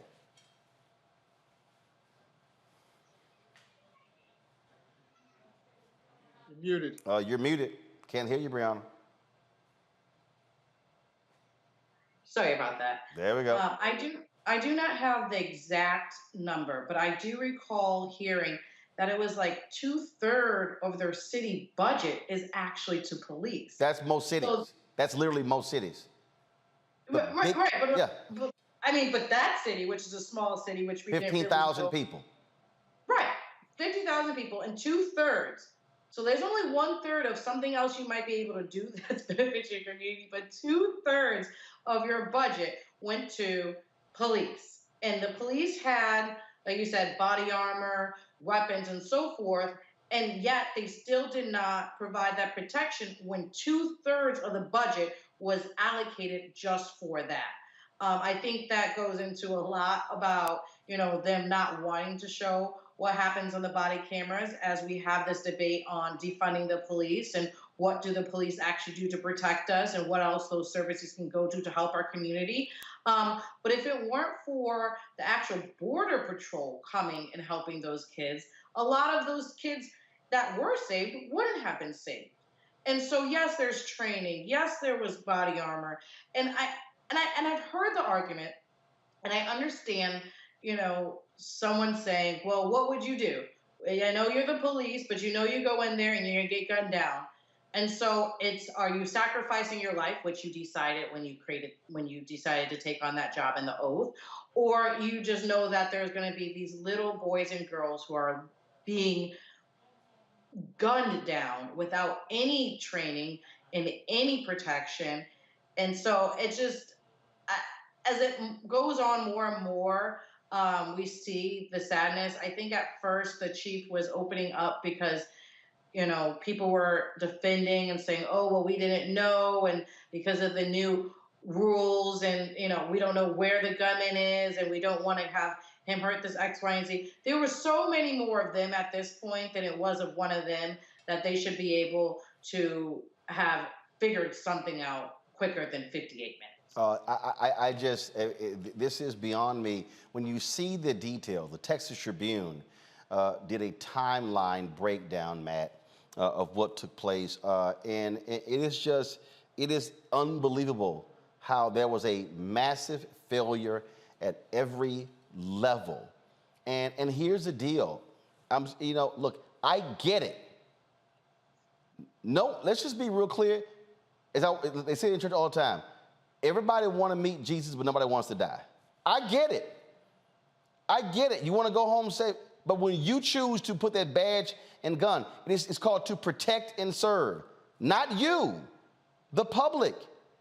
And this commander, literally, I don't understand how the hell you call yourself a commander and you show up at the scene without a radio, and then you give an interview and say it, and I didn't want a radio. What? This is, and now, Matt, for the city to now try to hire a law firm to keep the body camera footage from going public, that's even more pathetic.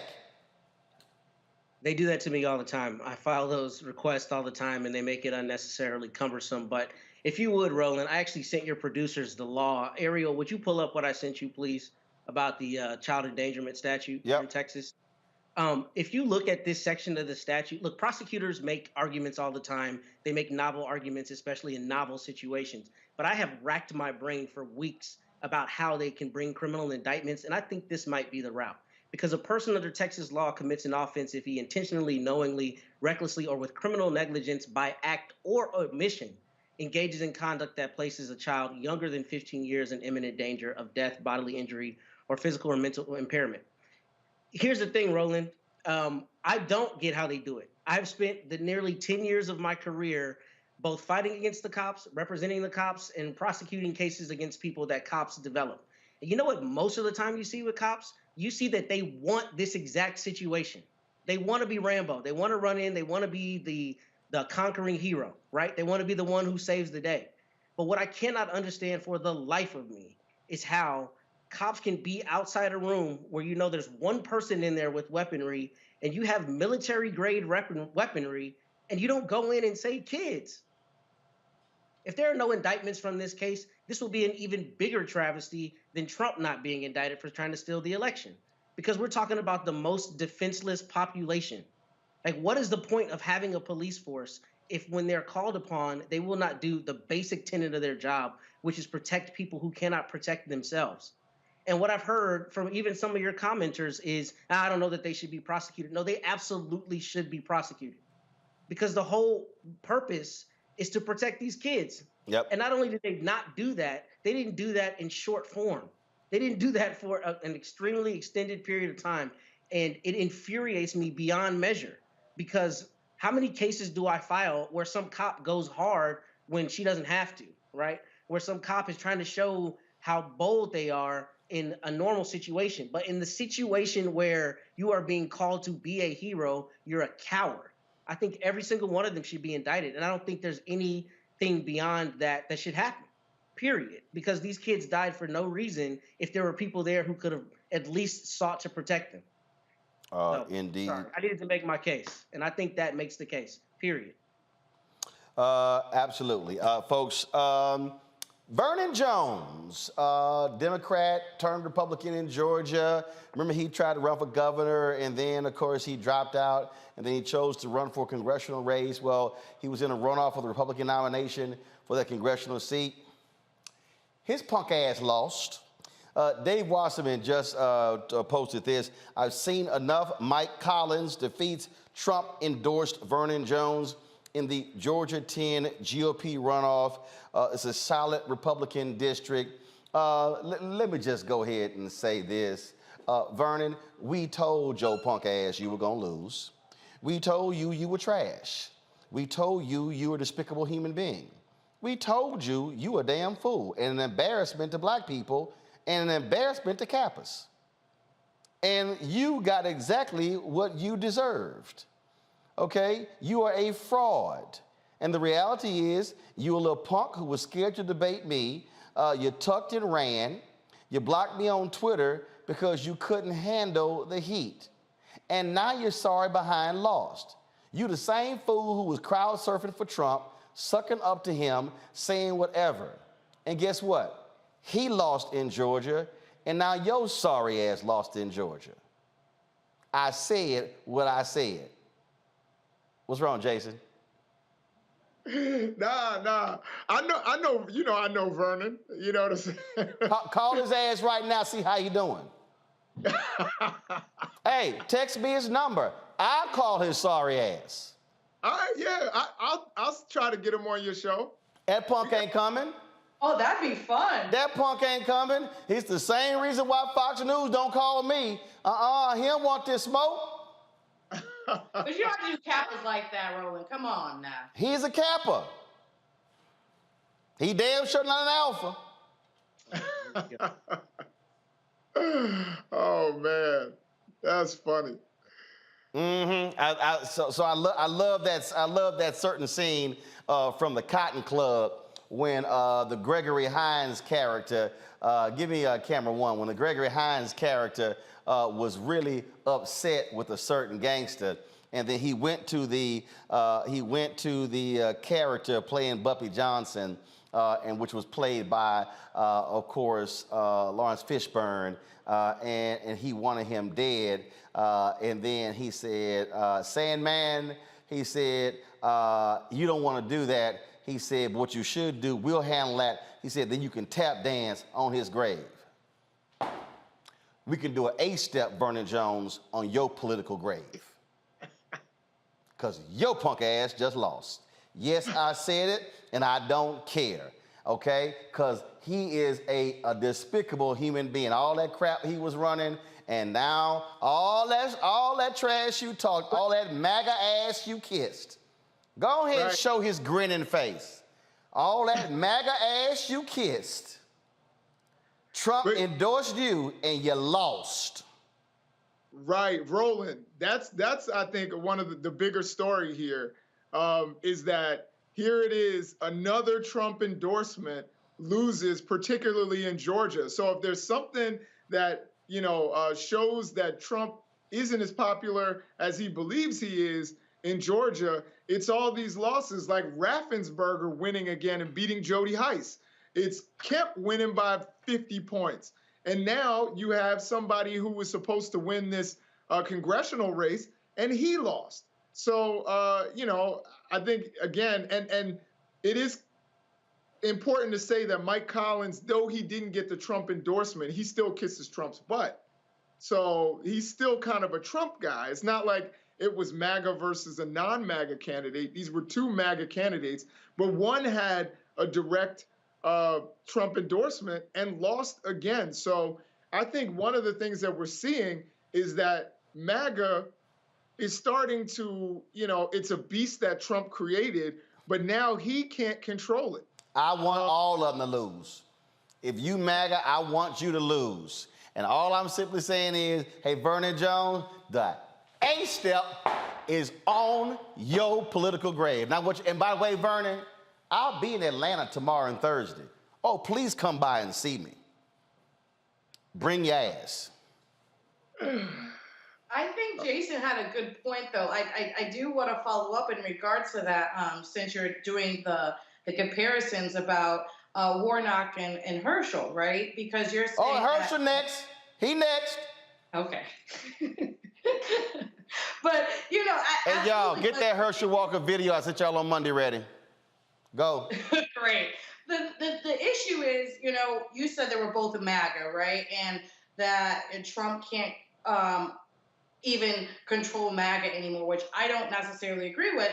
I'm wondering if there is a difference in the excuse of saying, okay, we're going to pick the black MAGA so we don't seem racist, but they're still kind of MAGA because they support Trump, or, that was the reason why they won MAGA versus MAGA, or do we still see that we have this uprising where if it is MAGA supported, if it's Trump-based, a part of the Republican Party, the new Tea Party, if we're going to see those types of primaries lose.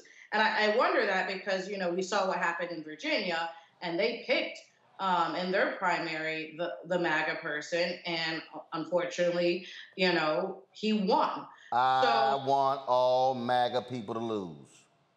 But they're not. So I'm wondering if the trajectory after this January 6th hearing is going to change some of that as we unfold some more primaries in August. Hey, all I'm simply saying to everybody who's watching here, Matt, take them all out. In Texas, Abbott, gotta go. Dan Patrick, gotta go. If I'm real clear, if you stand with Donald Trump, throw they punk asses out of office. I don't think you need me to add. List more of them. Matt?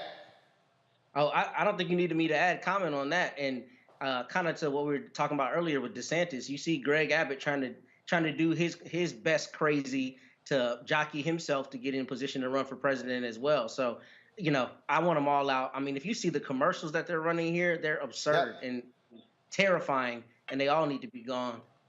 Indeed. All right, y'all, got to go to a quick break. We come back. I'm going to have our HBCU Connect segment. Of course, another HBCU president we talked to. We were at the UNCF Summit for Higher Education last week in Atlanta. Also, our Marketplace segment where we're talking about Black Puzzle. That's right, Black folks make puzzles too. So we'll talk to the creators right here on Roland Martin Unfiltered YouTube. Y'all need to wake the hell up, okay? I'm not gonna ask y'all one more time. It's more than nearly 2,000 y'all on right now. How are we at 788 likes? Seriously? Seriously. It's 222. Just hit the damn like button. It ain't hard. Of course, same thing on Facebook. Hit the like button and share as well. And of course, we love your comments on the message board on the Black Star Network app. And so don't forget to download the app. All platforms, Apple phone, Android phone, Apple TV, Android TV, Roku, Amazon Fire TV, Xbox One, Samsung Smart TV. Also join our Bring the Funk fan club where you can support the work that we do. Check money orders. P.O. Box 57196, Washington, D.C. 20037-0196. Cash App, $RM Unfiltered. PayPal's R Martin Unfiltered. Venmo's RM Unfiltered. Zelle is Roland at RolandSMartin.com. Roland at RolandMartinUnfiltered.com. I'll be right back. iPhone 13 on us for every customer. Current, new, everyone. To show the love. How about sushi? I just had sushi for lunch yesterday. How about tacos? Automatic emergency braking, one of 6 advanced safety features standard on every 2022 Chevy Equinox. Find new technology. Find new roads. Chevrolet. Next on the Black Table with me, Greg Carr. A very different take on Juneteenth with the one and only Dr. Sunyata Ahmed. We'll explore the amazing foods, remedies, and rituals that are a part of our history and the Juneteenth holiday. So it's our responsibility to return the healthier version to our folks instead of just the red liqueurs marketed to us, the red sodas and the other things. I mean, why does the Kool-Aid man have to sound like Louis Armstrong? He's like, oh yeah! Oh, yeah, right. An enlightening and tasty hour of the Black Table, only on the Black Star Network. Love our new Alexa. It's a Buick. Yeah, Alexa. Buick. Alexa. It's a Buick. It's an Alexa. It's a Buick. It's an Alexa. Coach, that's a Buick. That's an Alexa. The Buick Enclave with available Alexa built-in. I'm Deborah Owens, America's Wealth Coach, and it's time to get wealthy. This economy is going topsy-turvy. What does this mean for recent graduates from college? We're talking with Leilani Brown, author of From Campus to Career. One of the first things that a graduate can do that serves them well is learning how to tell their story. That's right here on Get Wealthy, only on Black Star Network.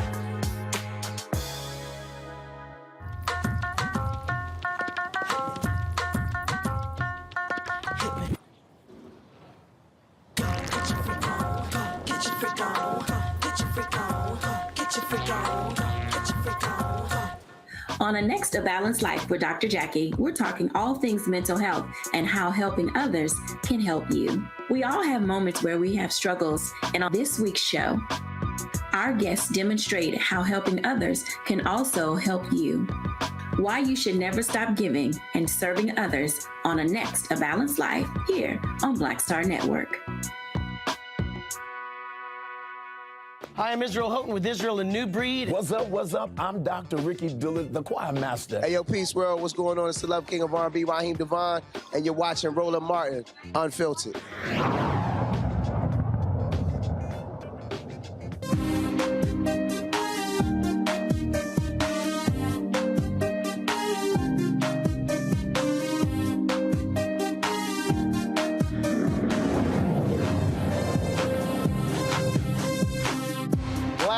I was in Atlanta for the UNCF Unite Summit, focusing on higher education. We talked to a lot of different HBCU presidents, and one of them is Dr. Lester Newman.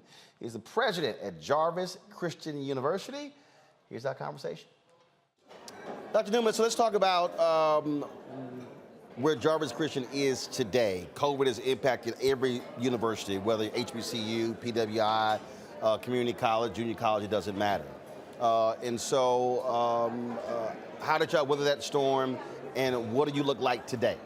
Well, certainly. Well, thank you very much for having me. And certainly, Jarvis Christian University, and we've gone through a transformation. We started this year off as Jarvis Christian College, and now we're Jarvis Christian University, adding graduate programs. Certainly, we were impacted by COVID, and still is to a certain extent as other institutions. We lost students. You know, many of our students are first-generation college students, poor students. Many of them have to go help their families, and we understand that. But we're gradually getting them back. And where we see ourselves today is that Jarvis is going to have to transform itself as other institutions to meet the needs, the current needs of students. We're more diverse in terms of how we offer our courses, which is very important.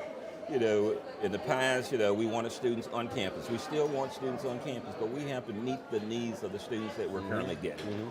And so we're going to do hybrid classes. We're going to do online courses. As a matter of fact, we've added more online programs than we've had previously, and students can make a choice. As we say to our students, we're going to be wherever they are.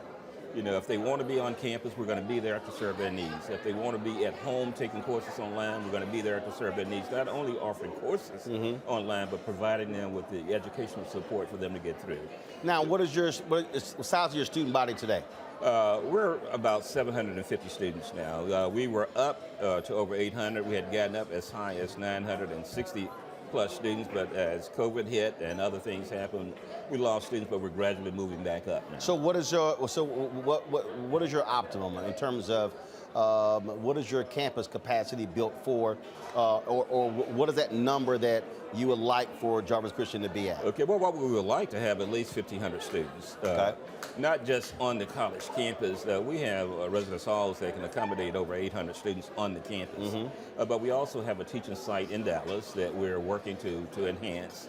And we're moving toward to do that. And plus, we're having more online courses. So with the combination of online courses, graduate degree programs, as well as the main campus, we see ourselves at 1,500. We don't want to be too large. One of the things we pride ourselves on is being a family and knowing our students and putting hands on our students, making a difference. We're always going to get those students who need us, need that extra that we give to students, and we want to be that type of institution in addition to getting students who are well prepared to move forward. And we do get some of those students, but we also know that we We're the type of institution that will transform student lives, and not only the lives of students, but their families as well. So what is in terms of your game plan to get there? And so you said 1,500, so is that where you want to be 3 years, 5 years? We see ourselves there at least 3 to 5 years. We reorganized the institution and we brought on an enrollment management person. In the past, you tried to, do that with a combination of persons doing multiple things. But we understand now that you can't do that to reach your goals. So we have someone who has that sole responsibility for working on our enrollment as well as our retention of our students. Part of growing is not only just bringing in new students, but also keeping the students that you do have. Right. And we're giving more attention to doing that as well. Obviously, retention is important, but also graduation rates. Yes. And so when you look at your student body, what is the average length in terms of with them actually finishing? Well, actually, with our students that we get, because of the type of students we get, it's usually 6+ years. And unfortunately, that's not counted in the graduation rate. We do what we call, we have what we call Project Comeback. The students who have dropped out for various reasons because of family needs and other concerns, but they come back to us and graduate. Those students are not counted in the graduation rate. We get a lot of transfer students who went other places and didn't come back to us. Those students are not counted in graduation rate. So we have success. But we're going to have to work to define what that success is. We can't let other folks define who we are. And that's what has happened, particularly with small private Black institutions that rely on tuition and fees and the kinds of students we serve.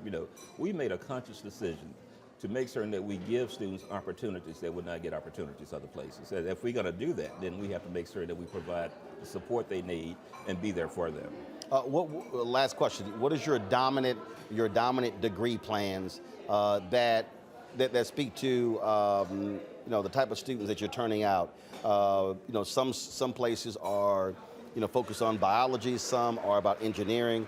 What is it for Jarvis Christian? Well, interesting enough, we're getting more and more students in the STEM area. Biology in the STEM area. Biology is one of our largest programs, and we have many students who go on to do, and they go into research in biology. We have a professor who engages students in research. They are published authors before they leave the institution. One young lady was the lead author in a refereed journal. That's for a small school, that's unheard of. So those are the kinds of students that we produce. Business is one of our strong programs. Criminal justice is one of our strong programs, and kinesiology. And we're getting more and more students who are asking for nursing. So we have a relationship with one of the local universities with nursing. And we're going to see more students in the healthcare field as well. So we're looking at those opportunities. How can we provide more opportunities for students in those areas? All right. Well, it's really good chatting with you. Certainly good luck. Well, thank you very much. Appreciate it. All right. Thanks a lot. The Department of Justice reaches a settlement agreement, folks, with Facebook for engaging in discriminatory housing advertising violations. The lawsuit claimed Meta, changed their name, that's Facebook, Meta's housing advertising system discriminates against Facebook users based upon their race, color, religion, sex, disability, familial status, and national origin. Among other things, the complaint alleges that Meta, Facebook, uses algorithms in determining which Facebook users receive housing ads, and that those algorithms rely in part on characteristics protected under the Federal Housing Administration. This is the DOJ's first case challenging algorithmic bias under the Fair Housing Act. Under the settlement, Meta will stop using an advertising tool for housing ads. The settlement will not take effect until approved by a court. This is what we call redlining in the 21st century. Matt? That's exactly what it is. And we know that data has been weaponized to continue discriminating against people. So I'm glad that DOJ took this case and that DOJ has reached a settlement with Meta. But I think it's important to see how that really bears out and what that's going to mean, not only for Meta, but for other large, platforms like that have an opportunity to suture the gap between, people in terms of discrimination, and hopefully we'll see continued enforcement. But I think you're exactly right. That's precisely what it is, redlining. And unfortunately, when you look at the impact, Brianna, of these social media companies dominating, like Facebook, like Google, we need to have a vigilant DOJ to ensure that we're not being discriminated against in the virtual world. Brianna, if you hit that mute button one more time. Like, I don't know what the hell is the problem with you not remembering. You keep hitting. Girl, you gone. You gonna make me straight cuss you out, but gone. Yes, but no, I think that's very important because, we say the virtual world, but the virtual world has so much become our real world. And we see this with the cryptocurrency. We see this with now cyberbullying, where a lot of things that affect our day to day is actually housed in the virtual world in Facebook, and how Facebook has won elections or lost elections. And so a lot of things that we dictate on where to buy a house or what to buy, et cetera, is targeted through not just Facebook, but a lot of the other mediums too. WhatsApp uses the data too. And so, as it was previously stated, data is being weaponized. There's very great things we could use the data for, but unfortunately, when we go into, the details of it, it's problematic because our nation in itself, right, is still at the racist base. And so a lot of the systemic things that we see in our real life, we're now seeing in our data life, our virtual life, and it's carrying out and it's being destructive to us. And so I'm glad DOJ is trying to, piece of it, help that. Jason.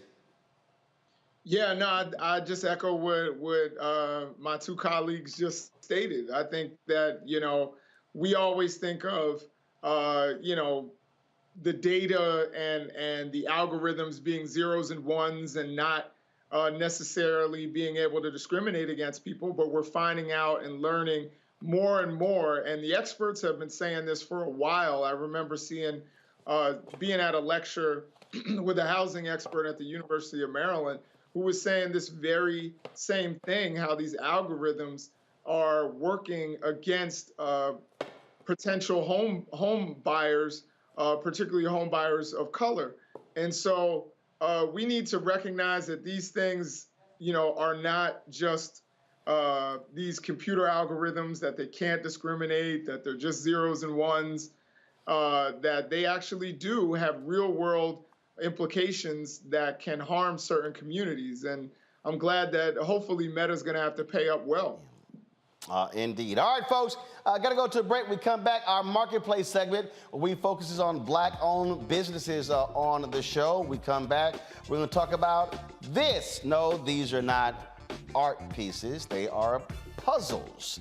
And we'll discuss these Black puzzles with the founders. Next, Roland Martin Unfiltered, right here on the Black Star Network, where we keep it real and keep it Black, and we focus on Black and center Black people, and we don't apologize for it.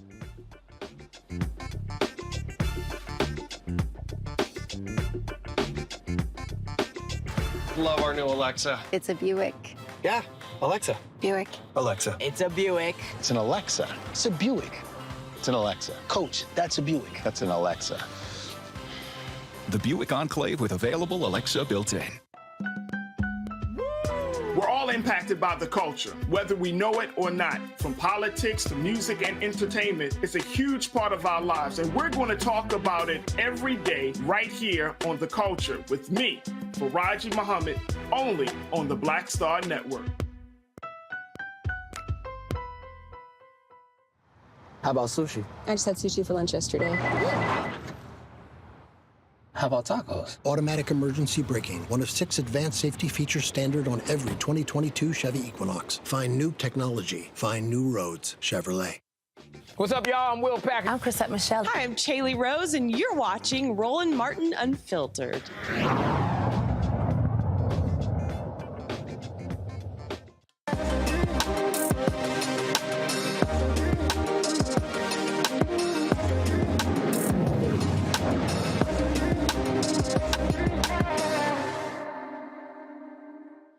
All right, y'all, a brother and sister from Texas, they've gotten together to actually found a company that is about puzzles. Now, look, a lot of us, of course, played with puzzles growing up. Some still do as adults. And, of course, they have figured out how to turn a family activity into an actual profitable business. Erica Chambers and William Jones, they love spending quality time with their family putting puzzles together, and they noticed there weren't many puzzles that looked like them or frames to fit the puzzle. So their solution was to create Puzzles of Color, a business that sells frameable puzzles created by people of color, Black people.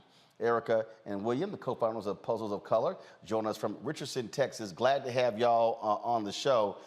So the colors you have on, are those the company colors, or were y'all two Negroes who went to the University of Texas?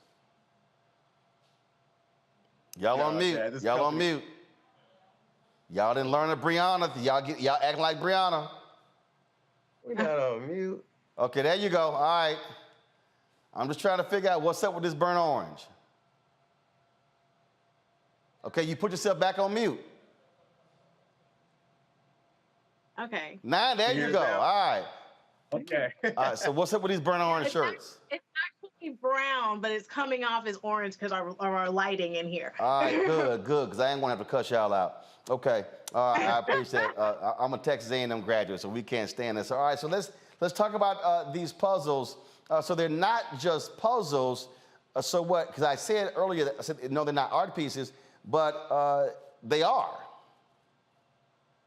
Yeah, absolutely. We actually work with artists around the country and license their pieces to turn them into puzzles. So as you're putting the puzzle together, you're getting to enjoy all that went into that art piece. Mm-hmm. And then you get to, frame it when you complete it. So we actually also sell glue on our website, and you can glue the puzzle when it's completed and then put it into a frame. So when we talk about, growing up, I remember, of course, doing puzzles as well. So I take it was a huge thing in y'all's family.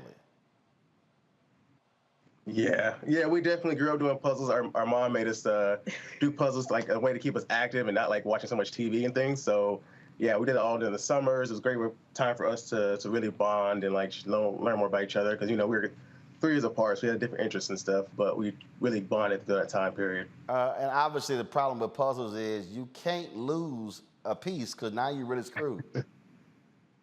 Yeah, we have had a few incidents of missing pieces, and then we actually had an Obama puzzle that we lost a piece, and recently my found out that my godmom had the same puzzle, so we were pulling the piece from her to put into our puzzle. But yeah, it's definitely one of the things that we actually try to do because we know what a pain it is to lose a piece is that if somebody misses a piece from one of our puzzles, then we will actually pull it from a sample piece so that we can send it to them so they can complete their puzzle. So how did you arrive at this in terms of, these really colorful, powerful art pieces, and so how did you come to that idea? Because that's not something that's frankly familiar. Yeah, well, we really wanted to when we grew up, we didn't see a lot of representation in ourselves and our puzzles, so we really wanted to bring that. That was the main focus of it. And then, of course, celebrating artists that are so, good and just wanted to, get them the platform to really show their art. And we wanted to find something more that was really vibrant and empowering pieces of art. So that's really what we were looking for. And that we were able to find out with a lot of our talented artists we have. All right, that's pretty cool. All right, questions from our panel. Well, since Matt is in the land of the burnt and orange, by the way, my Texas A&M Aggies eliminated them from the Baseball College World Series, and so that was wonderful news on Monday. So, Matt, you get the first question. You know how when people aren't happy about the decisions they made, they try to attack yours. No, I know. First of all, I didn't want to go to high school twice. I didn't go to UT, but my parents met there, so I appreciate the love. Nonetheless, my question was, how do y'all identify? This is a brilliant thing, by the way, and I wish you much prosperity. How do you identify the artist who you're going to showcase? With there being so many talented artists across the country, are you primarily taking submissions, or are you guys finding artists and reaching out to them to license their works? I would say it's a mix of both, actually. We have definitely reached out to a few artists, or mostly reached out to the artists, and we actually have had a few reach out to us. We have a submissions email you can submit to your art@Puzzles of Color, and we'll definitely look over your work and contact you if we're really thinking that's something we could, fit in our vision for the company, and we really want to like just like I said, bring uplifting images, something that like shows people of color in a positive light, and like something that people aren't like, the celebration. Yeah. Yeah. It's a celebration of culture. We also, but as you said, there's so many talented artists that it's very, very difficult. We only have done like 7 a year so far. And we're hoping that we'll be able to start doing them more frequently so that we can reach out to even more artists. How many total puzzles have you done? We have 20 puzzles total, and we've worked with 18 artists. Okay, all right. Brianna, Brianna, next question if you're not on mute. I am not on mute. Thank you so much for this. The puzzles look gorgeous, and it's a great thing for us to have in a community of examples of Black art. As you said, you started off with your family, and it was very great for you. I see puzzles, I think about kids. Is there a targeted age range that you're focusing on right now? Will it also be puzzles created for maybe toddlers or different generations in order to learn what our Black artists are experiencing and giving us? We don't have any for like toddler, like super young. Our smallest puzzle is actually 60 pieces, which is good for 4 to 8 is the age range that we have it for. And so that's the smallest that we have so far. Potentially we'll expand a little bit in the future. And then we also have a 180 piece puzzle and a 200 piece puzzle. So we do have some smaller ones, but in our own experience, like we actually started doing puzzles, like in elementary school, and we were doing like 1,000-piece puzzles because we were doing them as a family. Like it's, when you have a larger puzzle, it's easier to be able to actually get more people involved. And so that's kind of a big reason why we started with those higher count pieces. Thank you. That's awesome to know. Jason. So I guess I'm going to ask kind of a Shark Tank kind of question. So what's the distribution right now? And what are the plans later? Do you want to get them in stores like, your local Target, or because my kids, actually like puzzles as well. And, but I pick them up at regular retail stores. Is there a plan to expand into like your local Target or Walmart or anything like that? Yeah, that's definitely the plan. We can't say too much about it, but we're definitely working on some things of that nature, trying to get more retailers. We're in a couple of mom and pop stores as well around the nation. Yep, several museums actually. We are available in 25 smaller stores, and like I said, a few museums across the country. We predominantly sell online, but we are definitely working on getting to that mass market as well. All right. That is awesome. Go ahead, Jason. You have another question? Yeah, I just wanted to ask a quick follow-up. So how does it work with the artists? Do they get a percentage of the puzzles that are sold with their work, or do they get a flat rate? How does that work? Yeah, it's actually both. We do a flat rate, and then we after a certain threshold mark is hit, they get a percentage of the sales. All right, then. All right, folks, look, I appreciate it again. The website is puzzlesofcolor.com. That's where y'all can go. So y'all, did y'all create a promo code for people who are watching the show to buy your puzzles? So, see? What, did we? Lord have mercy. Lord have mercy. Coming to your email soon. Lord have mercy. All right, so let me help y'all out. When you come to a show like this here, you come with a promo code for the people who are watching. So when they buy it, then you're able to send me an email and say, man, we moved 1,000 units on your show. Absolutely. See, y'all got, I'm going to need y'all. Give us a promo code right now. Well, That'd be great. listen, we can do Roland, do the promo code Roland, it's 15% off. All right, so how much? 15%. Okay, so for all the people, all the folks watching Roland Martin Unfiltered on the Black Star Network, use the promo code ROLAND. You'll get 15% off the puzzles. How much are the puzzles? They are, our 500-piece puzzles are 27, and our 1,000-piece puzzles are 32. Okay, so 1,000-piece puzzles are $32. Come back to me, please. I'm trying to sell something, y'all. Thank you very much. So 1,000-piece puzzles are $32, and 500-piece puzzles are $27. Right? Absolutely. So, Yep. folks, if you go to their website, puzzlesofcolor.com, right now, I see y'all commenting in the chat rooms, and so you can go to puzzlesofcolor.com, use the promo code ROLAND, you get 15% off, and then I want y'all to send us an email and let me know how many puzzles that y'all sold in the last 24 hours. And what we also do with our marketplace segment, we also, of course, place this on all of our social media platforms as well. And so, again, good luck with the business. Thanks for coming on. Thank you for having us. All right, appreciate it. Thanks a bunch. Folks, final story here. Funeral services today were held for the late law school dean of North Carolina Central University. We told you that Brown Lewis had passed away unexpectedly in a hotel room in Colorado. Today, family, friends, and former students and colleagues gathered in Durham, North Carolina, say their final goodbyes to Brown Lewis. The Grambling State University alumni passed away earlier this month, again, attending a conference in Colorado. She last appeared on our show in March when we discussed the historical confirmation of the 116th Supreme Court Justice nominee, Ketanji Brown Jackson. So certainly thoughts and prayers go out to the North Carolina Central family and the loss of their law school dean, Brown Lewis. Jason, Brianna, Matt, thank you so very much for joining us on the show. Appreciate seeing you here. Brianna, we really have got to work on that mute button thing. We're good. I'm just saying. Okay, so maybe part of the problem, you did too many squats earlier, and so therefore, see, Brianna, see, I know how, I remember everything. I know how to always bring that thing back. So maybe that was part of the problem. So I appreciate that.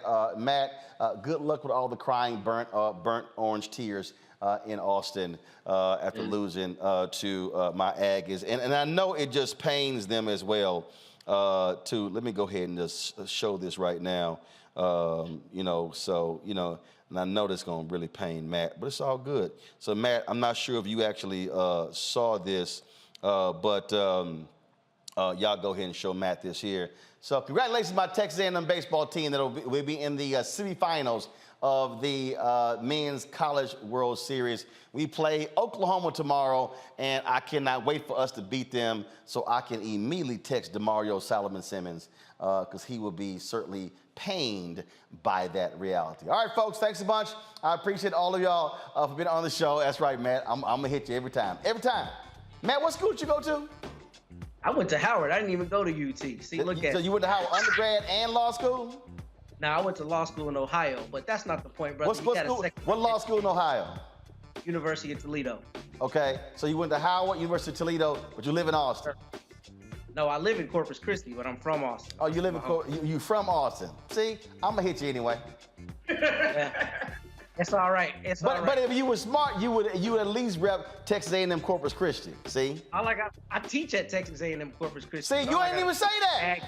All I gotta say is gag. Come on, man. No, remember, we send y'all money. Yeah, I guess that's true. You might want to calm your ass down, Matt. You might want to calm your ass down because y'all are part of the Texas A&M University system, which means that check you get comes from Texas A&M, right? Yeah, but I'm an adjunct. You know, they could kind of take me or leave me. You know how that works. Yeah, okay, but you don't mind cashing that check. All right, I appreciate it, y'all. Thanks a bunch.